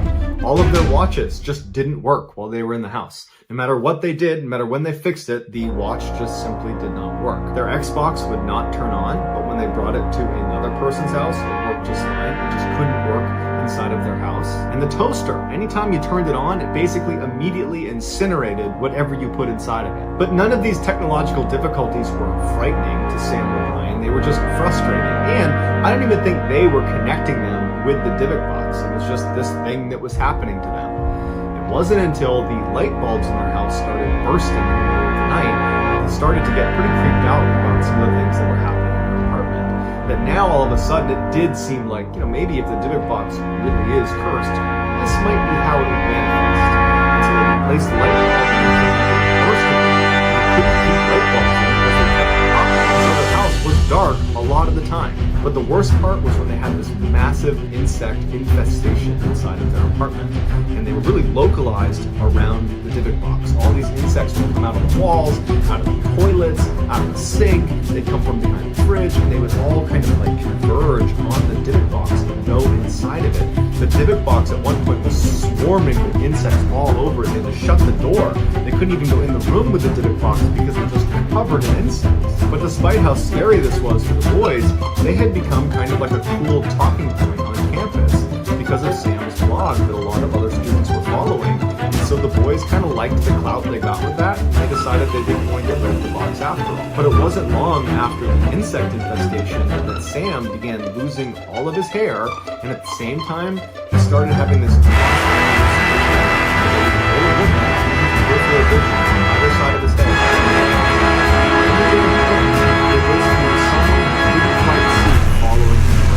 Whether he was well rested, whether he was totally exhausted, it didn't matter.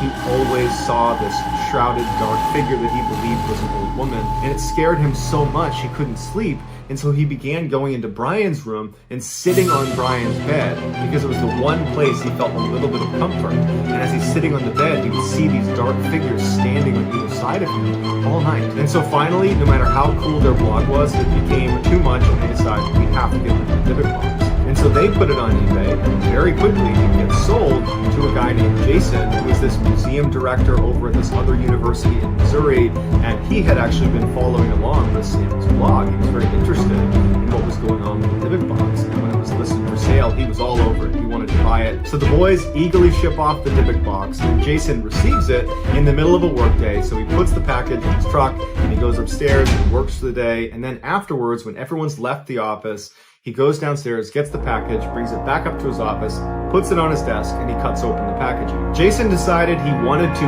evaluate the Dybbuk box the way he would evaluate any other antique or item that was coming into the museum that he was the director of. And so Jason starts by taking a whole bunch of pictures all around the outside of the Dybbuk box, and then he gets his blacklight out and he begins scanning around the outside, and he finds all these traces of wax all over the outside, which leads him to believe this was probably used in some sort of ritual. And then he takes a deep breath and he sits down right in front of the Dybbuk box, and he pops off the lock, and he gets ready, and he opens the doors, and the drawer slides out with that whole mechanical device, and all kind of comes open.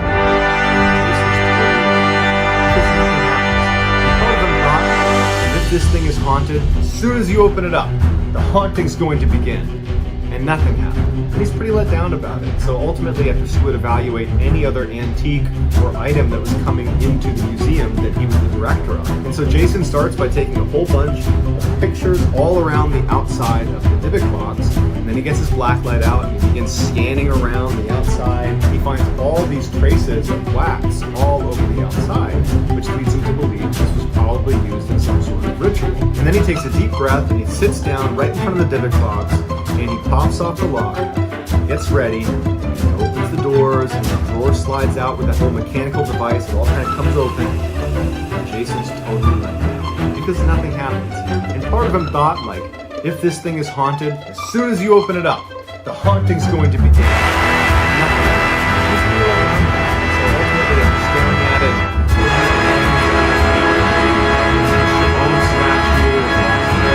he's just kind of let down by it and decides, okay, kind of got my hopes up for something. This is truly a hoax. There's nothing going on here. It's just a random old chest.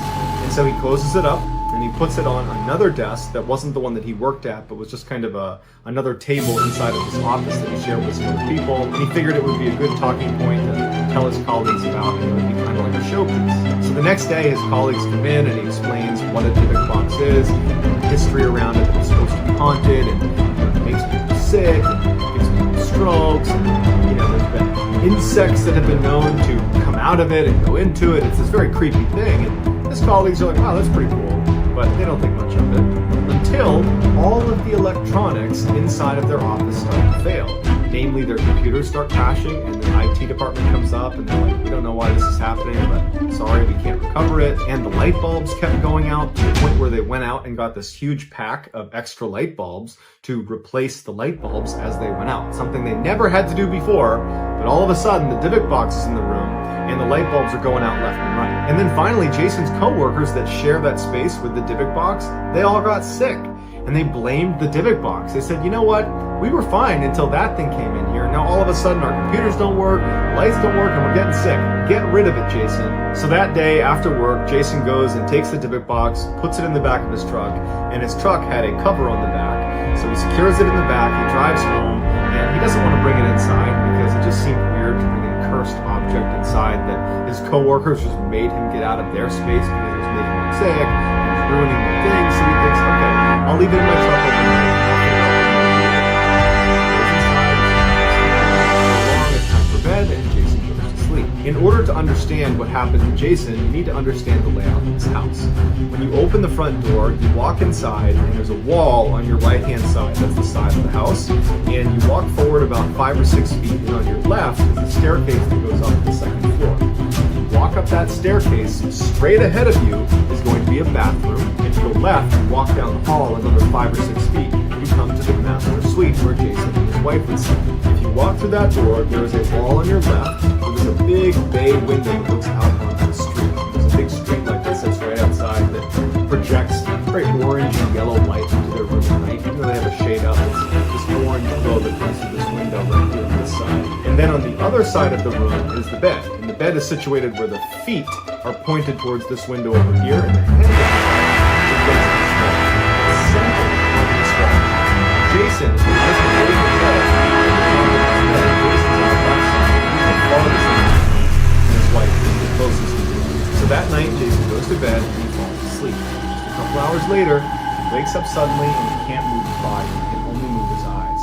He's laying on his back, and the light from the street light is very strong. It's this orangey glow in the whole room. And he's laying there trying to move his hands and his legs, but he can't do it. And as he's doing that, he starts hearing footsteps out on the stairs. And they're distinctive sounds, slow, plodding steps all the way up to the second floor. And Jason's laying here with his eyes looking towards the door because his door is open and he can barely see into the second floor landing. And he's waiting to see who came up the stairs. And his heart's racing and he's looking, and out of the corner of his eye, he sees what looks like a dark figure begin to walk into the room. And his heart starts racing even faster, and he can tell it's definitely not someone he knows. It's this woman, this older woman with a shawl over her head, and her head is tucked down so he can't see her. This is all out of the corner of his eye, and because of the orange hue coming in from the window, he can definitely tell that there is a real solid figure right there. This is not in his imagination, it's right there. And this woman begins shuffling her way across the foot of the bed, and right at the foot of the bed, as Jason's looking at her, she turns and looks directly at him. And then she runs around the corner and she looks down at him and she takes her fingers and she drives them into his eyes. And Jason thinks it's real and he's screaming in pain, and he wakes up and his wife is grabbing him and she's like, Jason, what's wrong? And he's like, what's going on? And she says, honey, it's just a bad dream, you're fine. And he's shaken up, his heart's still racing from this dream he's just had. And he's trying to think, like, that felt really real, and he's like feeling his eyes. And he can't believe that that was a dream. It's the most vivid dream he's ever had. And so eventually he goes back to sleep. And the next morning he gets up and goes to the bathroom. And he looks at his eyes, and they're all red around the outside, and the whites of his eyes are covered in blood. His eyes look horrible, like he's having this terrible allergic reaction to something, or it looks like someone might have punched him in the eyes, or maybe gouged his eyes. That's how it looks. And his wife comes in and she's like, what happened to you? And he's like, oh my God, I have no idea. It was around this time that Jason began to think the Dybbuk box might just be cursed, because the two previous owners have said in their disclosures on eBay that horrible, vivid dreams, just like the one he had, to include physical manifestations, are part of having this Dybbuk box. Jason considered just dumping this thing in a dumpster somewhere, but then he was concerned that he might be passing on this Dybbuk box to someone who wasn't ready for it.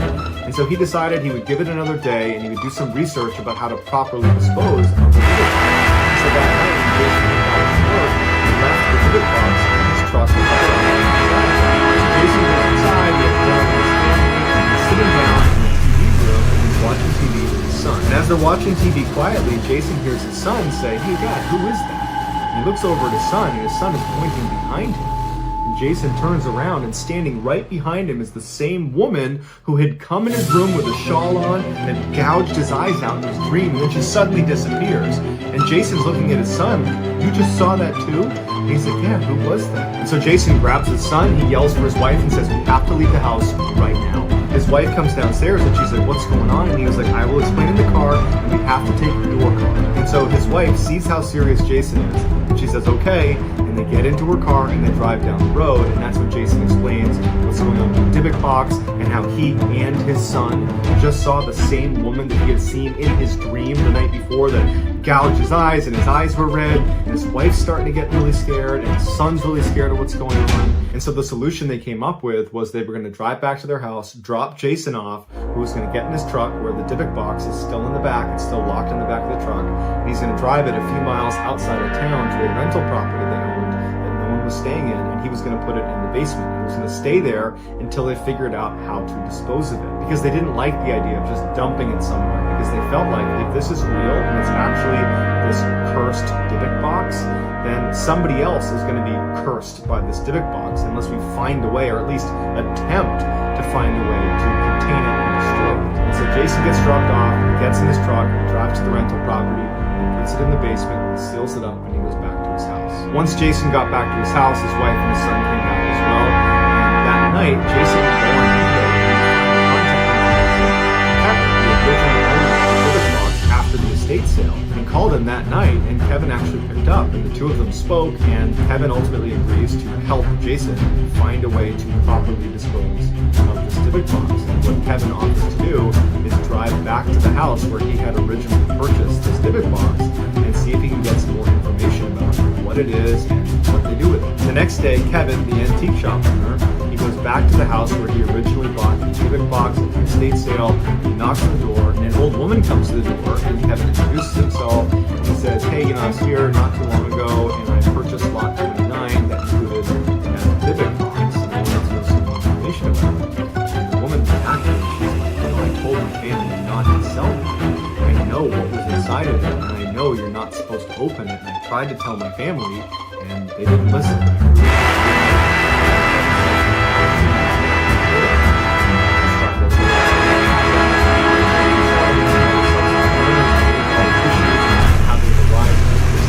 Jason in Missouri is having all these issues, and they're trying to find a way to dispose of it, and that's when Sophie describes what's actually inside of this box.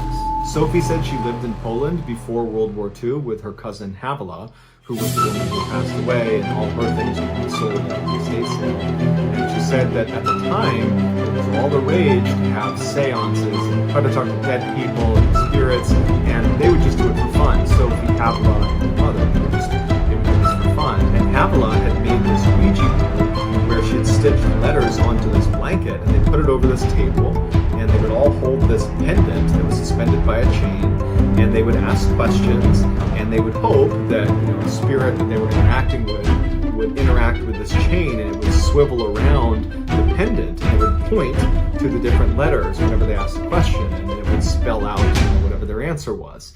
And Sophie said nothing ever happened. It was just kind of a fun thing for them to do. But one time it did work, and they said the chain would go rigid, and it would point over and over, and it would spell the words, release me, release me, release me. Sophie said the women were incredulous and didn't believe it at first, but then they started to worry that if they didn't help this thing, that if it were a Dybbuk or a malevolent spirit, it would find a way to attach itself to one of them. And so Sophie said they devised this ritual where they released it, but into this wine box that they were able to shut and lock. And the wine box became the Dybbuk box, and the Dybbuk box is the same one that was sold to Kevin. Kevin told Sophie that, what do we do? We've already opened it up. And she said, you need to contact her now. And so they would call her. Lock it, put it away in a secret location where it's been since 2003. And apparently since it's been sealed off, Jason and Kevin have said they've experienced no demonic activity, and they never plan to tell anybody where this thing is because they don't want anyone else to have the opportunity to reopen the Dybbuk box and have to deal with all the horrible things that they went through. So that's going to do it, guys. I hope you enjoyed today's story. If you found the secret in today's video, please tell us in the comments section and tell us where you found it. So what's the timestamp? If you're the first to do that, we'll pin you at the top of the comment section. If you enjoyed today's video and you haven't done this already, at the next solar eclipse, please... I kept your name inside my mouth. A bitter truth I can't explain.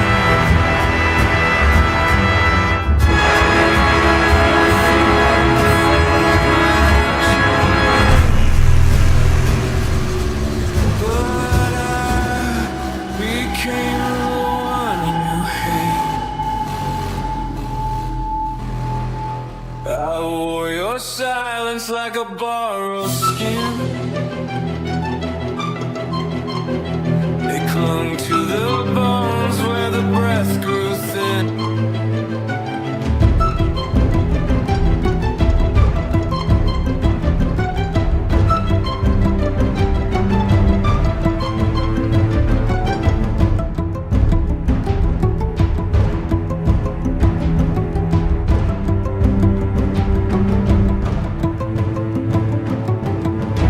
Cracked constellations drip from fractured palms. Synthetic rivers flow through silent songs.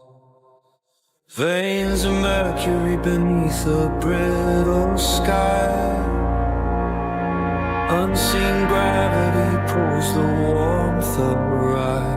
Give the like button a pair of cardboard flimsy children's 3D glasses and tell them with these on you can look directly at the solar eclipse and be totally safe. Also, please subscribe to this channel and turn on all notifications so you don't miss any of our weekly 3, 4, even 5 video uploads. If you want to get in touch with me, you can direct message me on Instagram or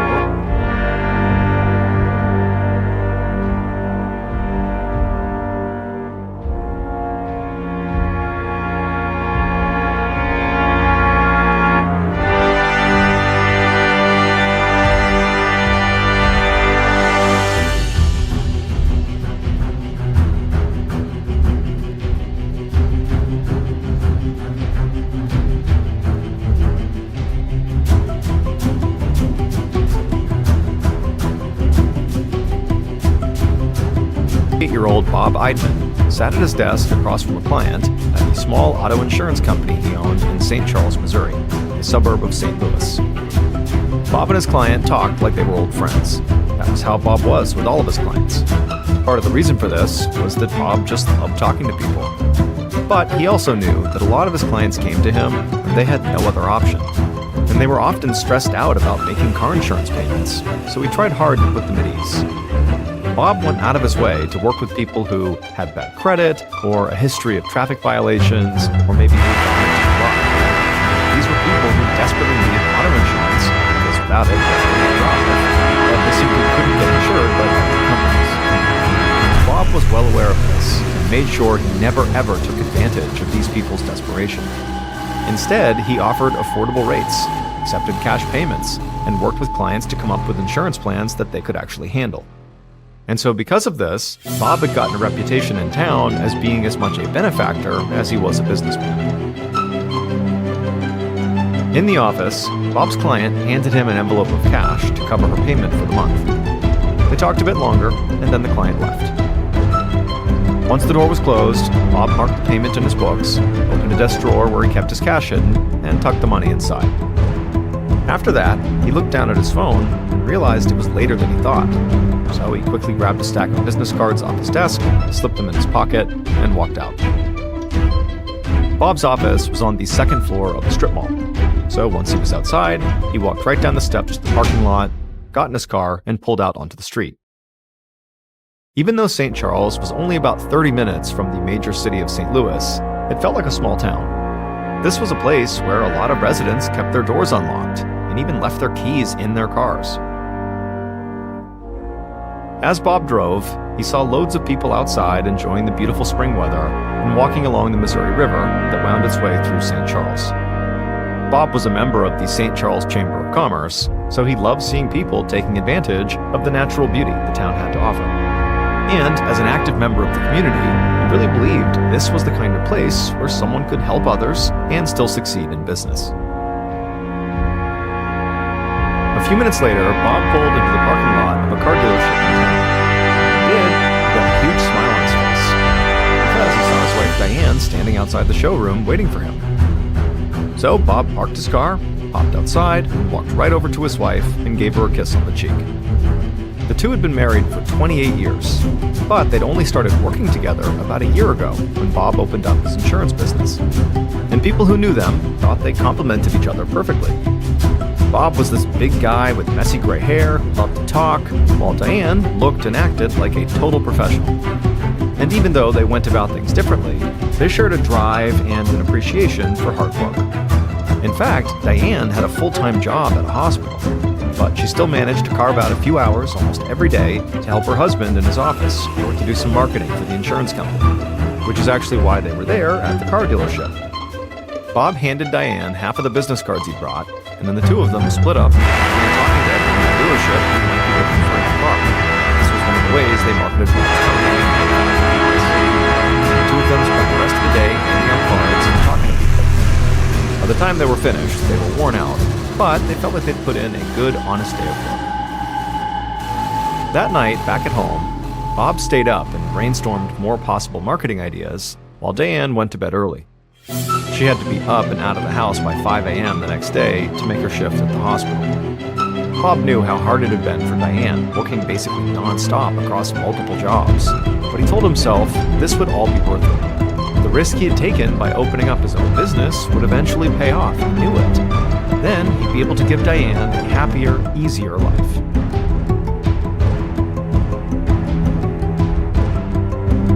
At 10 a.m. the following day, June 8th, Bob walked into his office, went to his desk, and got right to work, going over his financial statements and planning client meetings. And he'd been working for about an hour when he heard the office door open. So he stopped what he was doing, and he looked up from his desk.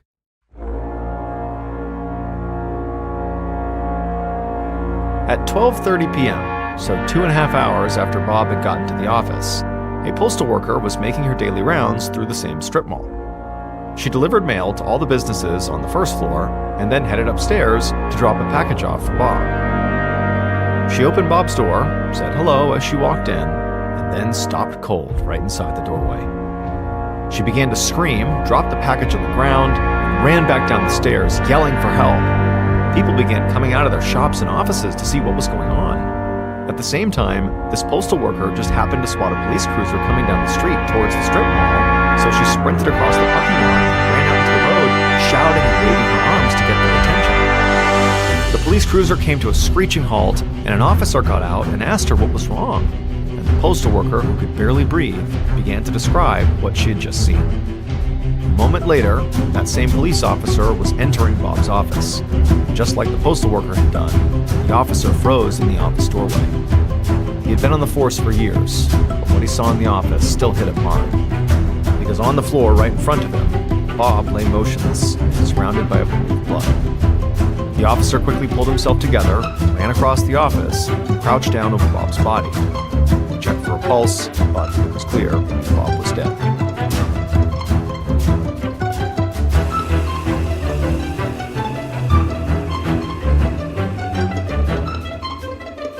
Not long after the officer contacted the station to report the death, Detective Donald Stepp of the St. Charles Police and his superior, Captain Pat McCarrick, arrived on scene. These were two of the most experienced investigators in the force. Even they had not had to deal with many homicides in St. Charles. Because, at the time, the city had a far lower murder rate than the state of Missouri and the country as a whole. Detective Stepp and Captain McCarrick did a walkthrough of the office, and then they examined Bob's body.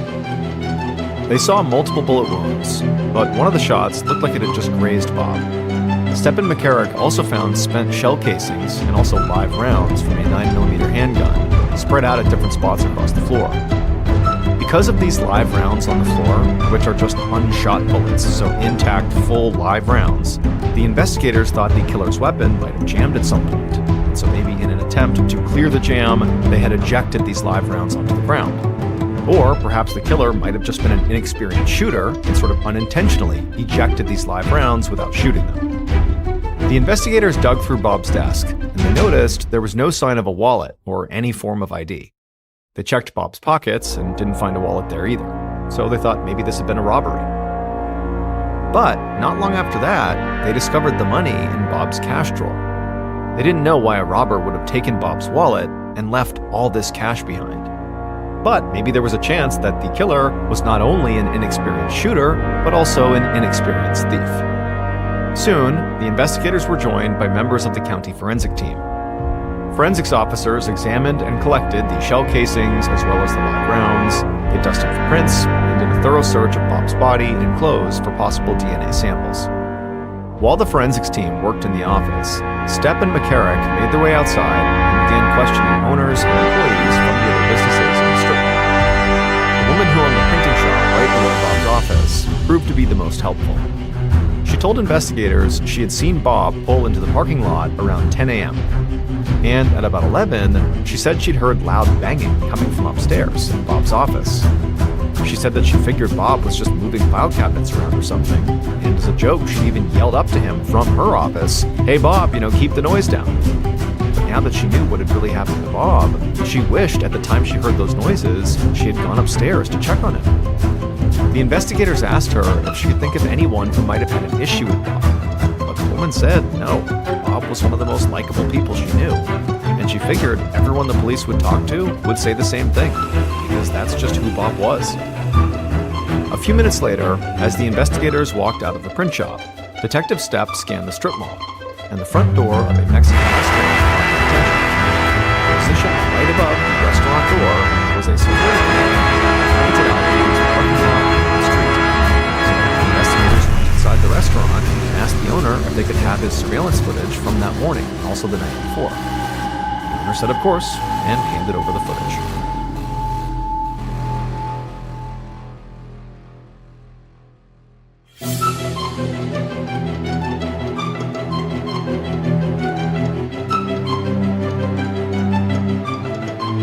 By the time the investigators had spoken to everyone in the strip mall, it was about 3 p.m. Around that time, Stepp and McCarrick headed towards the stairs to rejoin the forensics team inside of Bob's office. But as they were walking, they heard an officer shouting their names from the parking lot. They turned around and saw the officer standing there with a woman. And as they made eye contact with this officer, he quickly came over to them. He said the woman he was with was Bob's wife, Diane. She'd been trying to get a hold of Bob, but he never answered, so she came up here to see if everything was okay. He said Diane obviously knew something was going on here because of the police presence, but she didn't actually know what had happened to Bob. Detective Stepp took a breath, and then he and his captain went to go speak with Diane. They introduced themselves, and then Stepp broke the news that her husband had been found dead in his office, and that someone had shot him. Then Stepp and McCarrick offered their condolences. But Diane's response took them completely by surprise. Diane barely reacted at all, and she didn't even say anything.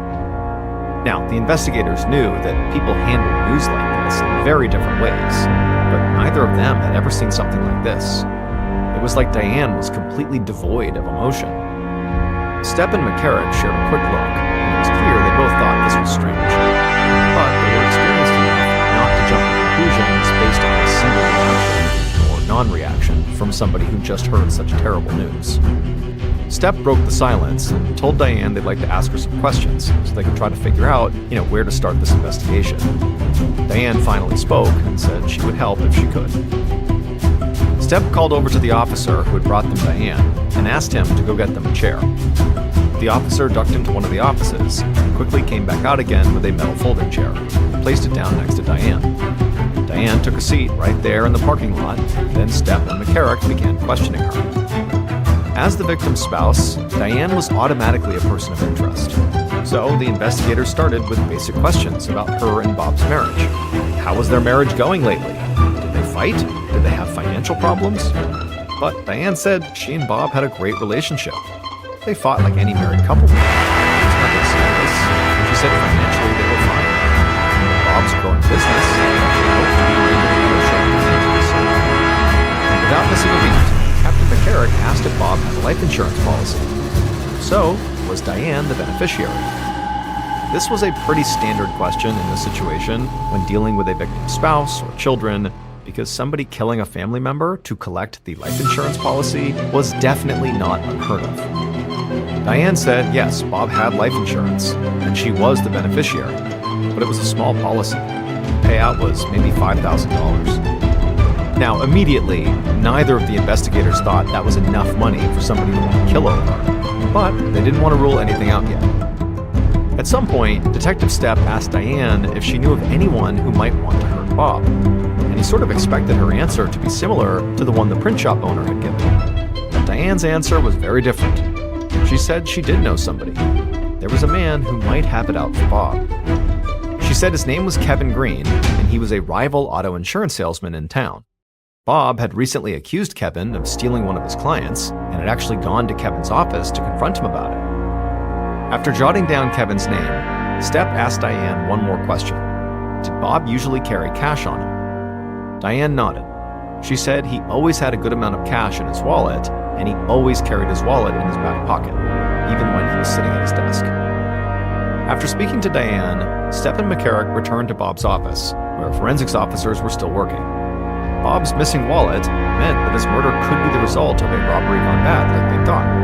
And so they shared the information about Bob always carrying his wallet in his back pocket with the forensics team. After hearing this, one of the forensics officers walked over to Bob's body, crouched down, and studied the back pocket of his pants. She said she would cut away the pocket from the pants and keep it as a potential source for a DNA sample. Upon hearing this, Stepp and McCarrick looked confused. DNA samples could only be taken from bodily fluids, and unless they were missing something, saw their looks and told them that this was sort of a long shot, but DNA testing technology was making huge advances very quickly. So maybe, down the line, they might be able to pull something useful from that back pocket, despite there not being any obvious fluids on it. Now, Stepp and McCarrick would love it if that wound up being the case, but there was obviously no way they could count on that. So, in the meantime, they decided to start with the one person Bob might have had beef with, Kevin Green, the rival insurance salesman.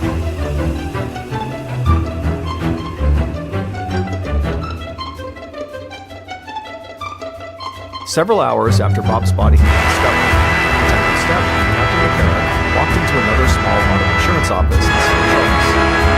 There, they found Kevin Green working at his desk. Kevin smiled warmly and then asked how he could help, almost like he might try to sell them something. But when they told him that Bob Eidman had been murdered, Kevin's smile quickly disappeared, and he looked genuinely shocked. The investigators laid out their reason for being there. They knew that Kevin and Bob were rivals, and that Bob had recently confronted him about stealing clients. But Kevin just shook his head and said it was not like that at all. He and Bob did not have a confrontation. They just spoke. There was no rivalry, at least not how the detectives were making it sound. He said that he and Bob were competitors, but they were cordial with each other and actually seemed to get along just fine. Stepp asked Kevin if he could give them a timeline of how he'd spent his day. Kevin nodded and said he'd just gone shopping that morning at a sporting goods store, and then after that, he'd come into work. After taking down some notes, Stepp nodded and said they would be in touch if they needed anything else. Then the two investigators left. In the days immediately following the murder, Detective Stepp and Captain McCarrick got members of their team to begin to follow up on Kevin's alibi. As for the two of them, they began to focus on the theory that Bob's murder could be the result of a robbery gone bad. If that was the case, they knew they could be looking for anyone off the streets, but they hoped that the surveillance camera footage they had gotten from the Mexican restaurant would help make the search a whole lot easier. So, Stepp, McCarrick, and another member of their team began the painstaking process of sitting in a cramped office and watching the grainy video footage frame by frame. And after only doing this for a short time, everything on the screen began to look like a blur of black and white. It was hard to even make things out clear. And suddenly, as Stepp was staring at the monitor, he thought he saw something, and it was like he had just suddenly woken up. He told the officer they were working with to rewind the footage several minutes back. The officer did, and then all three of them leaned into the screen and watched. And this time, Carrick and the other officer saw what Stepp had seen. The same car, a Ford Focus, drove slowly through the strip mall parking lot twice within the span of a few minutes on the day of the murder. It sort of looked like the driver was staking out the place. And the final time the car drove through the lot before disappearing from the footage was about 11 a.m. That was right around the time the owner of the print shop had heard all that noise coming from Bob's office right above her, and just about 90 minutes before Bob's body had been discovered. Unfortunately, the car's license plates weren't visible on the footage, and so Stepp and McCarrick knew that would make their jobs a whole lot harder. Still, they had a brand new lead here, and that was exciting. So they had members of their team compile a list of under-registered Ford Focus in the county and told them to start tracking down each of the owners. They also set up roadblocks in St. Charles in the hope that the Ford Focus in question might end up at one. Stepp and McCarrick knew that finding this car from the footage could take a long time. After all, there were a lot of Ford Focuses to check. There was no guarantee the one they wanted was registered in this county.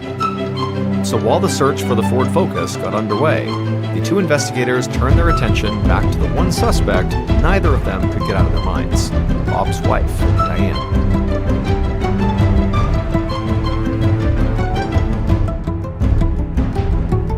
During the week following the murder, Detective Stepp and Captain McCarrick began digging deeper into Bob's relationship with his wife. They knew that Diane's strange and sort of cold reaction to the news of her husband's death did not necessarily mean she was guilty, but they just couldn't shake the feeling that something had been off about her. So they reached out to Bob's cell phone carrier to secure his phone records, and they also started looking into Bob and Diane's finances. And it didn't take them long to discover that Diane had lied to them.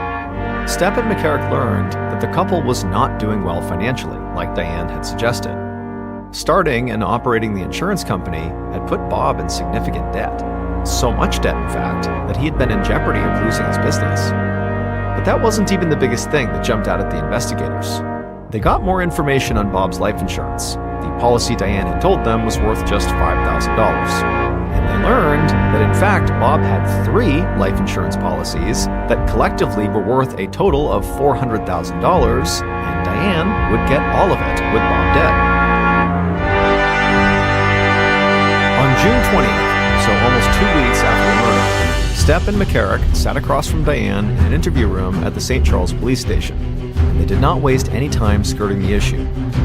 Stepp said they knew Diane had lied to them about her and Bob's financial situation, and perhaps even more importantly, they knew she had also lied about the amount of money she would receive from Bob's life insurance. Diane stayed calm and quiet, like she had when the investigators interviewed her the first time. She said she had lied about her and Bob's financial situation for one simple reason: she was embarrassed. This response actually didn't surprise Stepp and McCarrick. A lot of people do not feel comfortable talking about money problems, even to police conducting a very serious investigation. But Stepp didn't back off. He said Diane's response did not fully explain their issue, because it didn't explain why she'd lied about Bob's life insurance. What does that have to do with being embarrassed? All Diane could say was she didn't realize the payout was as big as it was. Stepp and McCarrick did not know that.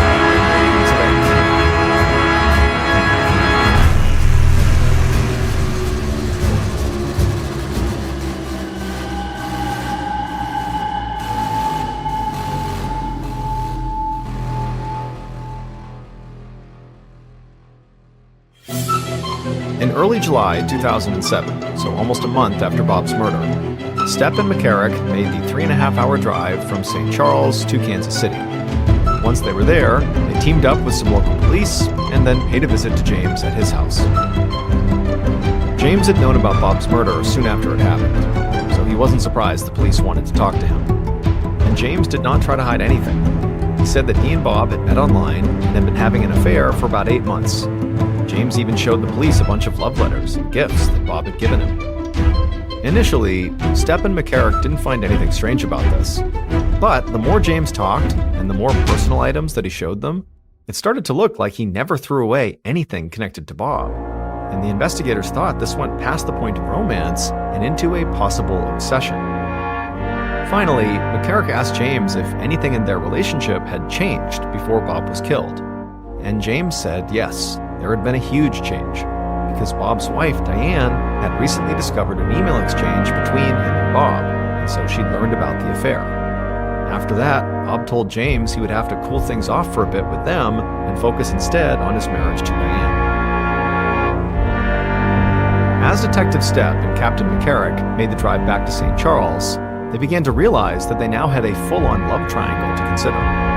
There was a chance that James had gotten angry Bob started to back away from the relationship.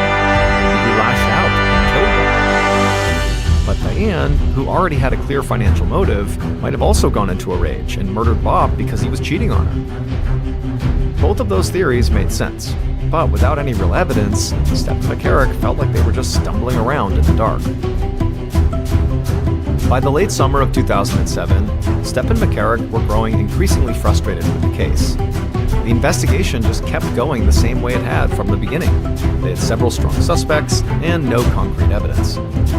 They continued to try to find the Ford Focus, along with some clue that might link Diane, James, or anyone else to the crime scene. But nothing turned up on either front. And as the months passed by, new leads stopped coming in.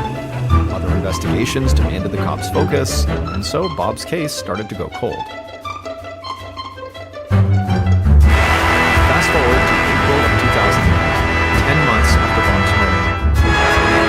Detective Stepp was at his desk when a phone call got transferred to him. He picked up and heard the voice of a county forensics officer on the other end, and she sounded excited. As Stepp listened to her, a stunned look came across his face, because things like this just didn't usually happen in investigations. The forensics officer explained that the long shot the team had taken by cutting away Bob's back pocket from his pants had paid off, because now, almost a year later, the process known as touch DNA sampling had taken a massive leap forward. Essentially, in the past, usable DNA samples could only be obtained from bodily fluids. But now, new touch testing methods allowed the lab to obtain DNA samples from skin cells. And so the lab had tested Bob's back pocket, and they found that whoever had taken Bob's wallet out of that pocket had left their skin cells behind. So they now had a sample of that person's DNA. Detective Stepp hung up the phone, still in shock. This case that he'd basically given up on suddenly felt like it was about to be solved, and all because a forensics officer had seen what the future might bring and had saved a pants pocket. Stepp went to McCarrick's office and told the captain about this huge development. And right away, McCarrick got to work reassembling the investigative team. But even with this new DNA sample, it would still take the investigators some time to put everything together. But eventually, they would sit down face to face with the person who had left their skin cells behind at the crime scene. And at that point, Detective Stepp and Captain McCarrick knew who killed Bob Eidman.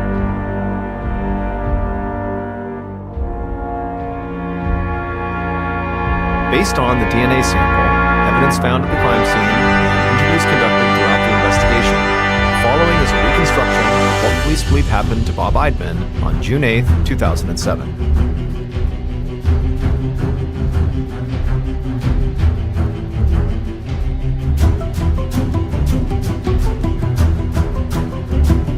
At 11 a.m. that day, the killer and their accomplice sat in a parked Ford Focus in the lot of the strip mall, just past Bob's office. They each held a gun, and they each had a bandana tied around their neck. At some point, the killer raised their bandana up over their nose to cover their face, and at that point, the accomplice did the same. Then the killer looked over at the accomplice, nodded, and then they both got out of the car and ran up the steps to the second floor of the strip mall. They quickly made it to Bob's office, opened up the door, stepped inside, and shut the door behind them. Bob, who was doing some work at his desk, looked up, before he could say or do anything. The killer and the accomplice raised their guns. The killer fired. The bullet grazed Bob on the chin. He immediately began to scream and put his hand up to the wound, but the killer just moved closer to the desk and fired again. This shot hit Bob on the neck. Blood poured from his wound as he fell out of his chair and hit the floor. The killer immediately ran around the desk and aimed right at Bob's face and fired the gun again, this time shooting Bob through the eye. Bob would die laying right there on the floor of his office. Once Bob was dead, the killer crouched down and took Bob's wallet out of his back pocket. Then the killer and the accomplice searched the office, looking for cash they knew Bob kept on hand. But they couldn't find anything, and then they heard shouting coming from right below them. And so in a panic, the killer just grabbed Bob's wallet, put it in his pocket, and then screamed at the accomplice that they needed to run. So the two of them fled the office, slamming the door behind them. They went down the steps, got back in the Ford Focus, and the killer hit the gas and they sped off down the street. And when they'd gotten miles away from the strip mall, the killer took Bob's wallet out of their pocket and looked inside of it. The killer took out the cash they saw and handed half of it to their accomplice.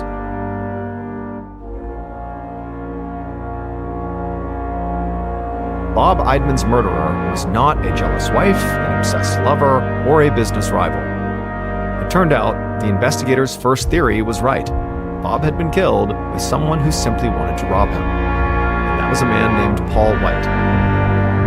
But Paul was not a complete stranger to Bob, because Paul's wife was one of Bob's clients. And months before the murder, Paul had gone with his wife to Bob's office when she made a cash payment for her car insurance.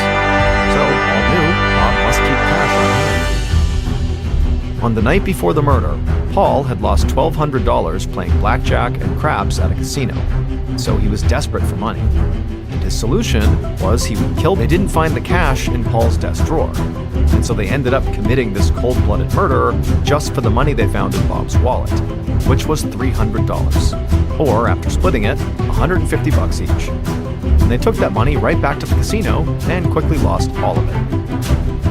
The investigators had been on the trail of that Ford Focus, which would turn out to belong to Paul's accomplice, Cleo. But after almost a year of searching, they still hadn't tracked it down. But when the crime lab conducted their DNA touch testing on the skin cells they pulled from Bob's pocket, those samples eventually led them to Paul, who happened to be in prison at the time for committing forgery. Investigators were quickly able to connect Paul to his accomplice Cleo and to the Ford Focus they'd seen on the surveillance footage. Bob's wife Diane had nothing to do with it. She'd break down in tears during Paul and Cleo's trial. Paul and Cleo were both convicted, and each of them were sentenced to 2 life terms in prison. No possibility of parole. Before we get started, I just want to give a special shout out to Billy Jensen, who is a fantastic true crime investigative journalist who wrote the article for LA Magazine called The Secret Life of Johnny Lewis. That article was used extensively in the making of this podcast, so thank you, Billy. Johnny Lewis was only 7 years old when he landed his first acting role. Granted, it was only a bit part in an obscure escalator safety video, but it was a start. From there, Johnny appeared in dozens of commercials, including Pizza Hut, before someone recognized this kid has real talent, and he earned appearances on the hit TV shows Seventh Heaven, Malcolm in the Middle, and Drake and Josh, which were really big in the late 90s and early 2000s. In 2001, when Johnny was 18 years old, he had made enough money from acting that he was able to leave his parents' home in North Los Angeles and move into a new home right in Hollywood with a bunch of other up-and-coming actors and actresses. By 2006, when Johnny was 23 years old, he was riding high. He had landed several more big TV roles, like a recurring role in the show The O.C., which was very popular in the 2000s. And in 2006, he was dating the mega pop star Katy Perry. And although their romance was relatively short, apparently it was very intense because Katy would go on to write 2 songs that were apparently about Johnny. But Johnny's real rise to stardom occurred 2 years later in 2008 when he was cast as the character Half Sack on the critically acclaimed motorcycle drama Sons of Anarchy. While the show would be famous for fabulous output, Johnny was growing concerned with the direction it was taking. He felt like it was becoming too violent. Johnny liked reading poetry and studying philosophy and staying up late drinking tea and playing chess. He did not like acting out scenes of gratuitous violence. It just wasn't who he was. So after being on the show for 2 seasons very successfully, he was a very popular character. He went to the writers and said, "You gotta write me out of the script, I can't do this anymore." The writers were totally caught off guard and begged him to stay, but he had made up his mind, so in 2009, his character was killed off. After leaving Sons of Anarchy, Johnny decided that he wasn't going to pursue any serious acting roles for the time being. Instead, he wanted to focus his time on writing his first novel, which was about this musical genius trying to make his way in. And so he started asking around to see if anybody he knew of a quiet place he could live and write out of. And his photographer said,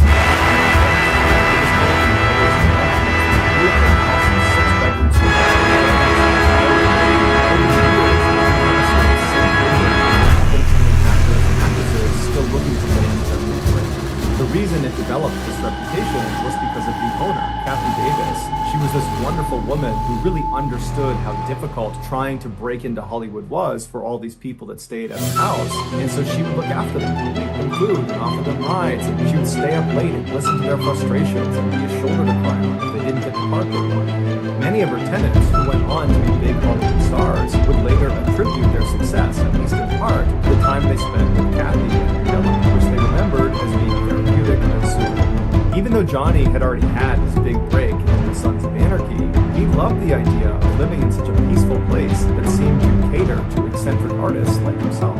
So in April of 2009, Johnny called Kathy and requested a room, and she said absolutely, he could stay on the second floor in the Red Suite. After moving in, Johnny would tell his friends that the writer's villa was just as amazing as he thought it was going to be. And Kathy specifically was just as wonderful as everyone said she was. He actually struck up a friendship with her almost immediately.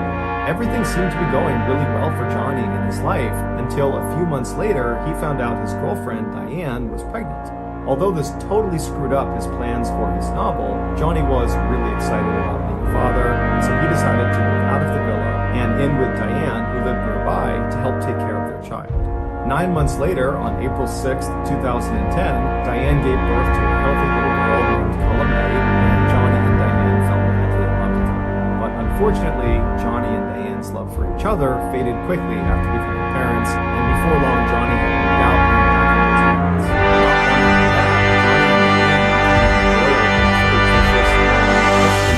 Over Column, which ultimately Johnny lost, which was devastating for him. A few months later, in October of 2011, when Johnny was still living with his parents, he decided to take his motorcycle out and just go ride around in Pierce Head. So he drove for about 2 hours to the west of LA out in the desert, where he lost control of his bike and crashed. After getting to the hospital, his injuries were determined to be relatively minor, except there were concerned he might have a head injury. However, after testing negative for a concussion, he was said to be okay by doctors and was sent home. But when he got home from the hospital, he was not okay. He was a totally different person. Johnny's father, Michael, immediately noticed the change in his son's behavior. He just started acting really weird and erratic, and his thoughts weren't always coherent, and he was really agitated all the time. It was just very obvious that something was off, and it made Michael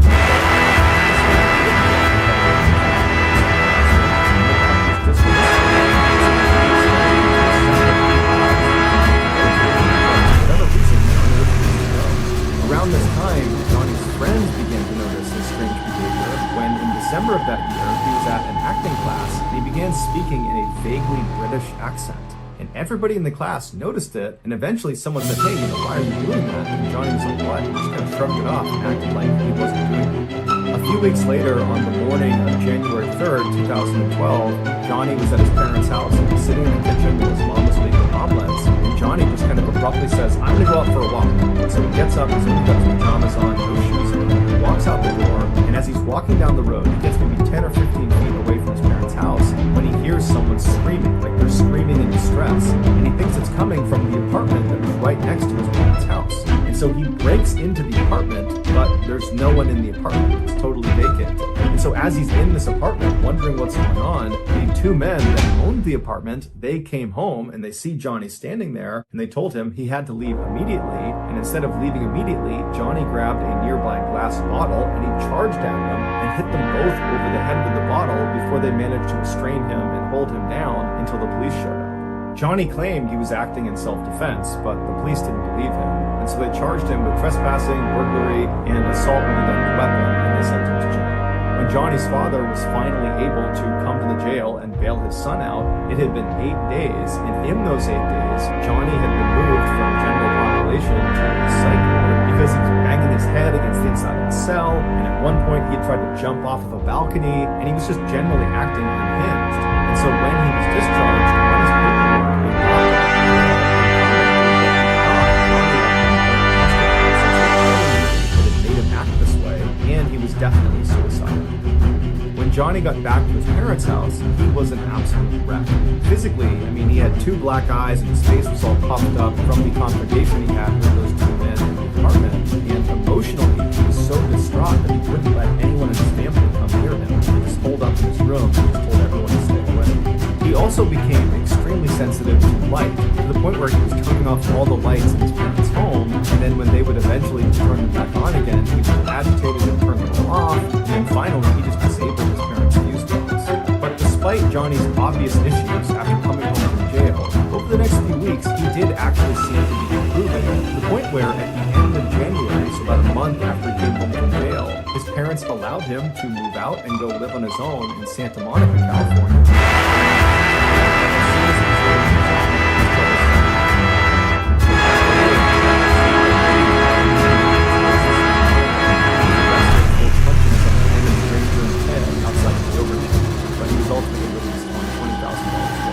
A couple of days later, Johnny, fully clothed, just walked into the ocean, and when he was pulled out, he had to be brought to the hospital to be treated for hypothermia. A couple of days after getting out of the hospital, he was arrested again, this time for trying to break into a woman's apartment in Santa Monica. He claimed he thought it was his friend's apartment, but nobody believed him, so he was brought to jail and then released on bail. After the second arrest in Santa Monica, Johnny's parents finally convinced him to go see a doctor about this potential head injury they thought he got from that 2011 motorcycle crash.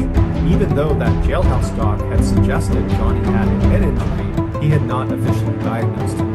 So Johnny needed another doctor to officially diagnose his head injury so they could begin to treat him. But the doctor Johnny wound up seeing did not suspect a head injury. Instead, he suspected schizophrenia or bipolar, which are two very serious mental disorders. And so he prescribed some medication to Johnny that would treat both of those disorders, and Johnny was on his way. Johnny refused to take the medication and refused to go see another doctor, and so his condition just continued to get worse. Johnny was still facing serious jail time for the break-in and assault against those two men in the apartment next to his parents' home. And so Johnny's lawyer was trying to get a deal done where Johnny would go to a mental health treatment facility for a year instead of going to jail for a year. But Johnny was so confident these charges would just get dropped and he'd be allowed to go back to his life and live the way he wanted to, that he fired his lawyer and he represented himself in court. But the charges were not dropped and he was sentenced to 1 year in prison. However, the time he was sentenced was so overcrowded that he reduced his sentence all the way down to 6 months. When Johnny's father finally came to pick him up from prison on Friday, September 21st, 2012, Johnny was at an all-time low. Even though he had only been in jail for 6 weeks instead of a year he was supposed to be there, it was clear that amount of time had done an enormous amount of damage to him. And so on the car ride home from prison, Johnny just kind of sheepishly asked his father, hey Dad, would it be possible if you called Kathy Davis at the writers villa and just see if there's any way I can move back in? And Michael's thinking to himself, I hadn't thought of that, but the writers villa was the last place Johnny was when his life was still in order. It was probably the last place he was happy, and so he probably has attached a lot of fond memories to that place, and so that's a great place for him to go. So as soon as they got home, Michael called Kathy Davis and explained the situation and said, is there any way he can stay there? And said, absolutely, it's still available. Go and look at them right now.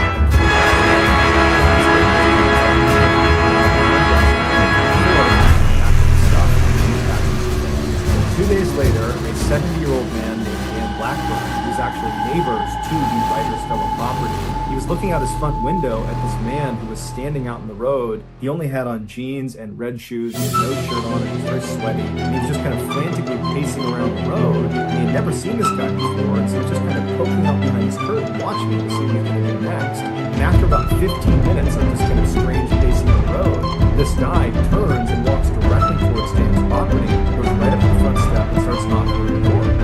Dan was definitely a little bit concerned, but he shut the curtain, he walked over to the door, he looks out the people, and there's this guy standing there with bright blue eyes that are all wide, and he's looking at the people as if he can see through and see Dan, but he can't. And so Dan reaches down and he opens the door just a little bit and he looks out, and the guy outside looks at him and goes, "Hi, I'm John, I'm your new neighbor." It would turn out John was Johnny Lewis. And so Dan opened the door a little bit farther and he looks at him and he goes, "Hi John, nice to meet you." And before the two men could have any sort of conversation, Johnny just abruptly turned around and walked away. And so Dan is totally puzzled by this strange interaction he's just had with Johnny Lewis. And he's watching him as he just walks back to the road, he walks back over and goes inside the villa and disappears. And so Dan kind of shrugs it off, he shuts his door, locks it, and goes back to his morning routine. About 30 minutes later, Dan is doing his own thing in his house when he hears his wife outside screaming for him to come outside. And so Dan runs out the front door, he goes into his driveway, which is between his property and the writer's villa, and he sees his wife is standing in the driveway, horrified, pointing up towards the back of their house. And he looks down, and back near their Johnny Lewis is standing on top of the guy that day to paint their back deck. Johnny is just raining blows down on this guy. He's got a piece of wood too that he's hitting him with, and the worker is sitting there trying to shield himself. There's blood all over him, and Dan instinctively just runs over to Johnny. Johnny's not seen Dan at this point. Dan gets right up to him, grabs him by the shoulder, and he tries pulling Johnny off. He's screaming at Johnny to stop, but Johnny just seems totally unfazed. He's just destroying this worker. And so finally, after Dan yanks on Johnny hard enough, Johnny jumps up, turns around, and levels Dan square in the face. Dan falls to the ground, and when he looks up, Johnny is just standing over him, looking at him with no expression on his face. It's like he didn't know what he was going to do with Dan next. He just stood there and stared at him. But Dan wasn't going to waste any time. He jumped up and clocked Johnny square in the side of the head, but it had no effect on Johnny. He still just stared at Dan, completely expressionless. So Dan grabbed him by the arms, and practically broke it over the head of Johnny.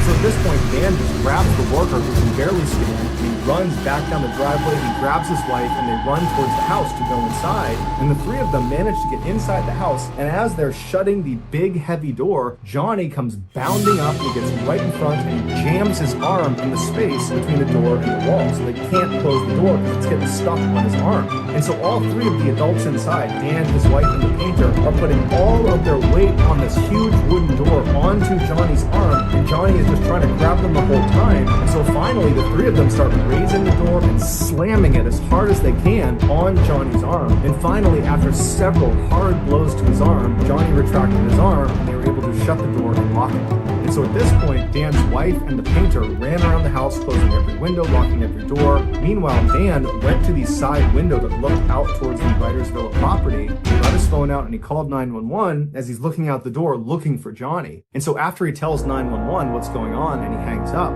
Johnny suddenly just appears running down his driveway as if he's running back towards the back deck. But he stops almost right in front of Dan's window. He turns and he starts running towards the villa property. He jumps over a fence that's at least waist height, just jumps clear over it, and then he gets to this huge wooden fence that surrounded the entire villa property that was at least 8, 9, 10 feet, and he very easily just jumps, grabs the top, and catapults himself right over the top, and then disappeared inside of the villa. Within minutes, the police showed up and went inside the villa, and they could not believe what they found. Based on the evidence, this is what investigators believe happened. After Johnny, for the first time, walked up to Dan's property, awkwardly knocked on the door and said, "I'm Johnny." After that, he turned around and Dan watched him as he made his way back and went inside the villa. Once Johnny got inside the villa, he made his way up to the second floor and he went into Kathy Davis's room where she was sitting. Now, Kathy most likely turned and saw Johnny standing in the doorway. He's got no shirt on, he's sweating, he looks totally crazed. She probably was not scared. Instead, her motherly instincts kicked in and she probably said, "Hey, are you okay? Can I help you? What's going on?" And as she probably stood up and made her way over to make sure he was okay, Johnny, for reasons no one understands, proceeded to beat and kick and strangle her. And then when she fell to the ground and was totally helpless, Johnny proceeded to either stomp on her skull repeatedly, or he hit her over the head repeatedly with a rusty hammer that was later found in his bedroom. But no matter how Johnny did it, he managed to severely fracture her skull, and that's what ultimately killed her.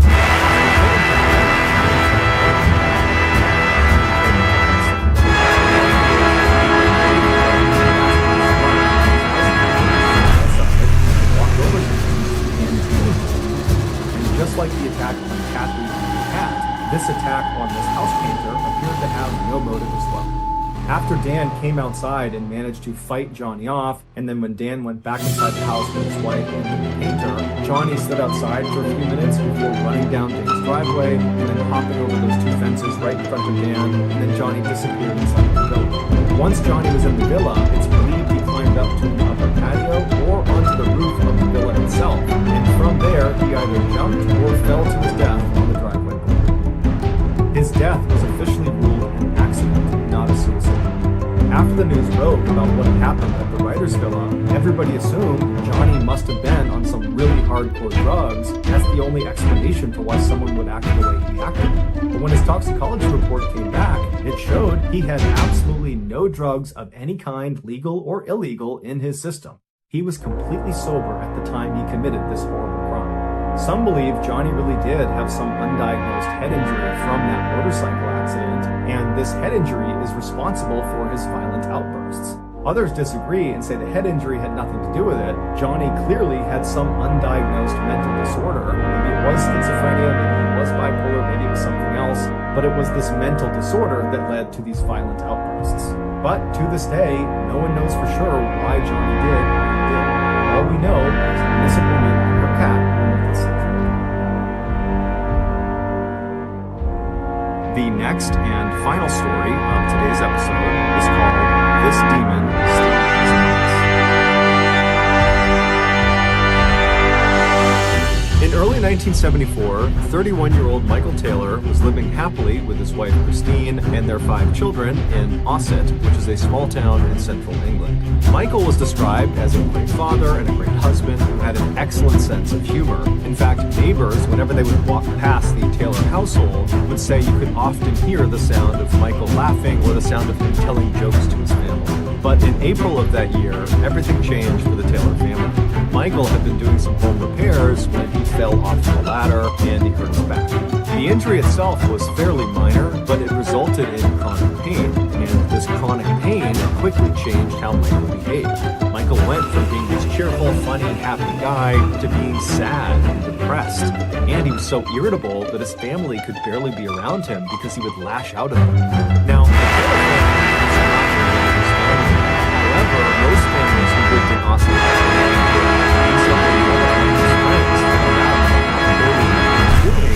approached Michael and said, you really ought to turn to religion for help and for guidance in this difficult time. And they also told him specifically that he really ought to check out this one particular Christian group. It was called the Christian Fellowship Group, and all it was a prayer group for Christians who wanted more religious support beyond just going to church on Sundays. But this friend of Michael's told him that the real draw of this group was the group's leader. Her name was Marie Robinson, and she was this 21-year-old, extremely friendly and energetic and charismatic person who just had this incredible way of making all of her members really feel like they belonged. And so Michael's friend was telling him that he really thought Marie could be the difference maker for him, that she could help him get back to normal. And so Michael, he trusted this friend, and he really didn't have much to lose at this point. He was already at rock bottom, and so he agreed to go check this group out. So on September 12th of that year, Michael makes his way to the church where this fellowship group is held. He goes inside and he makes his way to one of the back rooms in the church. And when he goes inside, he sees there's a ring of people sitting in a circle, about 20 people. And as soon as they see Michael coming in the room, they all stand up and they open their arms up. They say, come on, come sit down with us. Welcome to the group. And then the woman who had to be Marie, she stands up and she looks at Michael, huge smile on her face, and she encourages him to come over and sit right next to me. Welcome, we'd love to have you join our group. And so Michael, for the first time in ages, is smiling as he strides across the room and sits down right next to Marie. And then as Marie began to lead the group in prayer, Michael did not feel his chronic pain. He just felt happy again. But when the meeting was over and Michael went back home again, the pain and depression was flooding back. It was like the only place he could be happy was inside of the church at this fellowship group. And so over the next couple of weeks, Michael completely prioritized this group. He went to all of their meetings, and over the course of these couple of weeks, Michael became very close with Marie, and apparently Marie became very close with Michael, to the point where the two of them would stay after the meetings were over, and just those two would sequester themselves in quiet prayer. No one knew what they did in there, but it just seemed like they were developing a real relationship. And in fact, many people in this group suspected they were having an affair. Before long, the rumors in the church had spread outside and were all over Ossett, and then before long, Christine, Michael's wife, was hearing from a friend or a neighbor that apparently Michael was having an affair with Marie. Now, Christine suspected her husband was having an affair with Marie because Marie was the only thing Michael liked.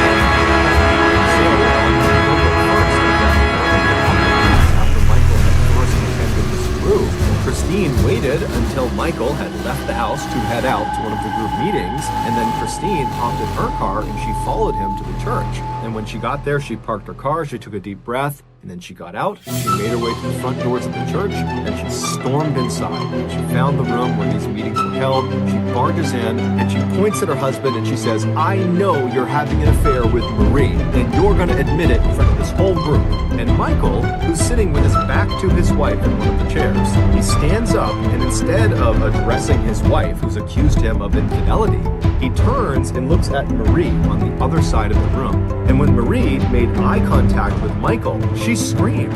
She would later say Michael did not look human. He looked like a beast and he had wild eyes. And so as Michael is standing there staring at Marie with this very aggressive face, he began breaking out in tongues. Speaking in tongues is where the speaker will be saying or uttering words or sounds that sound like language, but the speaker doesn't know what they mean. The idea is some entity has come inside of their body and this entity is dictating their speech. And so Michael is broken out in tongues. He's barking these words and sounds at Marie, and everyone inside of the room has no idea what to make of this. Everything has happened so suddenly and it's so surprising. You have the wife suddenly coming in and aggressively accusing her husband of cheating, and Michael is not responding to it. He's acting totally crazy. And then before anyone can do anything, Michael goes from just barking in strange languages at Marie to suddenly rushing across the room as if he's going to attack her. And when he does that, the rest of the members jump on top of him and hold him down. And despite there being like 10 or 15 people holding him down, Michael is still trying to get up, and he's screaming and snarling and yelling at Marie. And then Marie suddenly breaks out into tongues too. And it's only then that Michael stops trying to force himself up out of this pig pile that's on top of him, and instead he just continues to speak in tongues to her. And so the two of them are looking at each other speaking in tongues, and the rest of the group is just totally dumbfounded, and so they just begin praying. And then after about an hour, Michael just collapses. It's like he went unconscious. And at that point, everybody in the room just goes silent, and they look at Michael, and then Michael kind of opens his eyes, and it's almost like he's waking up, and he begins looking around frantically, trying to figure out what had just happened. Michael would claim he had no memory of what had just happened to him. And so at this point, Marie would tell him and Christine that she believed Michael was possessed by a demonic force.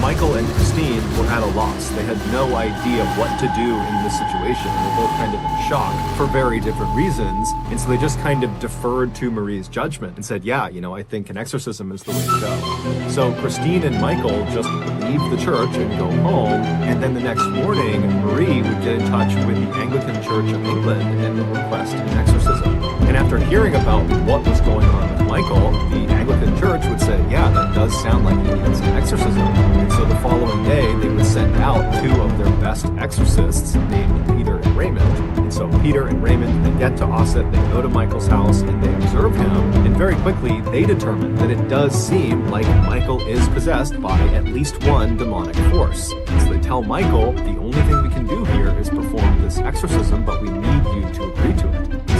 Says, okay, yeah, I agree to this exorcism, and so would his wife, because she at this point is just completely unsure what to do. She's just going along for the ride. So a day later, on October 4th at 10 p.m., Michael, his wife, and the rest of the members of this fellowship group, along with Peter and Raymond, they would all meet at this other church in a neighboring town. And as soon as Michael had been positioned in the middle of this group in this chair, Peter and Raymond began the ritual by praying. And as soon as they did, Michael began screaming out in tongues, and he began writhing around, and he fell to the ground, and he began contorting his body in grotesque positions, as if the words Peter and Raymond were saying were physically harming Michael. And so after 8 hours of this, during which they had to actually tie Michael down to prevent him from hurting other members or hurting himself, after 8 hours, they finally just came to a stop. Peter and Raymond were exhausted. It looked very much like Michael too was exhausted. And as soon as they stopped the ritual, Michael just kind of collapsed on the ground as if he had fallen unconscious. And then at some point he kind of wakes up, he's looking around wildly, he's still tied down to the ground, he's acting like he has no idea what's just happened. And at this point, Peter and Raymond, they tell him that, the exorcism was mostly successful. We identified 40 demons inside of you, and this exorcism was able to expel 37 of them. So that means there's still 3 demons inside of you. Now, we can't do it right now. We're too tired. You're too exhausted. So go home, get some rest, and tomorrow we will finish this exorcism. You will get rid of those 3 demons, and you will be just fine. And so Michael and Christine, they get their things, and they leave the church. A few hours later, around noon, a woman who lived near where thought she heard something strange outside of the house. It sounded like something yelling. And so she went to the front of the house and she pulled the curtain aside on one of the windows. And outside, walking down the street, completely naked, covered in blood, was Michael Taylor. And he was saying something about Satan. And so this woman, she calls the police show up, and they find Michael. He had curled up on the sidewalk outside of this woman's house, and he was giggling like a child in the fetal position. And so the police approach him, and at some point Michael apparently snaps out of it. He starts looking up at the police like he has no idea what's going on, and eventually they would get him to tell them his name and where he lived. And so after calling in backup to deal with Michael, the responding officers made their way to Michael's residence. So they go inside, and immediately, as soon as they see what's in there, one of the officers just turns around and runs outside and begins dry heaving. The inside of the Taylor family home would become one of the most infamous crime scenes in English history. A few hours earlier, when Michael and his wife had come home from the exorcism, they had gone inside, and then Michael had fallen into one of his trances and began beating his wife. And then at some point, she fell to the ground and either was dead or was in the process of dying, at which point Michael jumped on top of her, and using only his hands, he ripped her face off and flung it across the room. And then as she's laying there, bleeding to death, he began rubbing her blood all over his body. And then after she had finally died, he tracked down the family dog and killed the dog as well. Fortunately, their 5 children were not home at the time of this attack, and so they were unharmed. During Michael's trial, the prosecution and the defense blamed the Anglican Church of England and Marie, the religious group, for effectively convincing Michael he was possessed by demons, which caused him to act out violently and kill his wife. And so ultimately, Michael would be found not guilty by reason of insanity, and after only 4 years of psychiatric care, he was released. And today, he is still living free in Austin. But despite the legal outcomes of this case, there are many people, both religious and not religious, who believe the Michael Taylor case is one of the only true demonic possession cases in modern history. Also, just to close the loop, we don't know for sure if Michael and Marie were having an affair, but it is assumed. Thank you for listening to the MrBallen Podcast. If you got something out of this episode and you haven't done this already, please go to the 5-star review button's place of work 1 minute before closing time, and then proceed to browse around for about 30 minutes, and then leave without buying anything. Also, please subscribe to the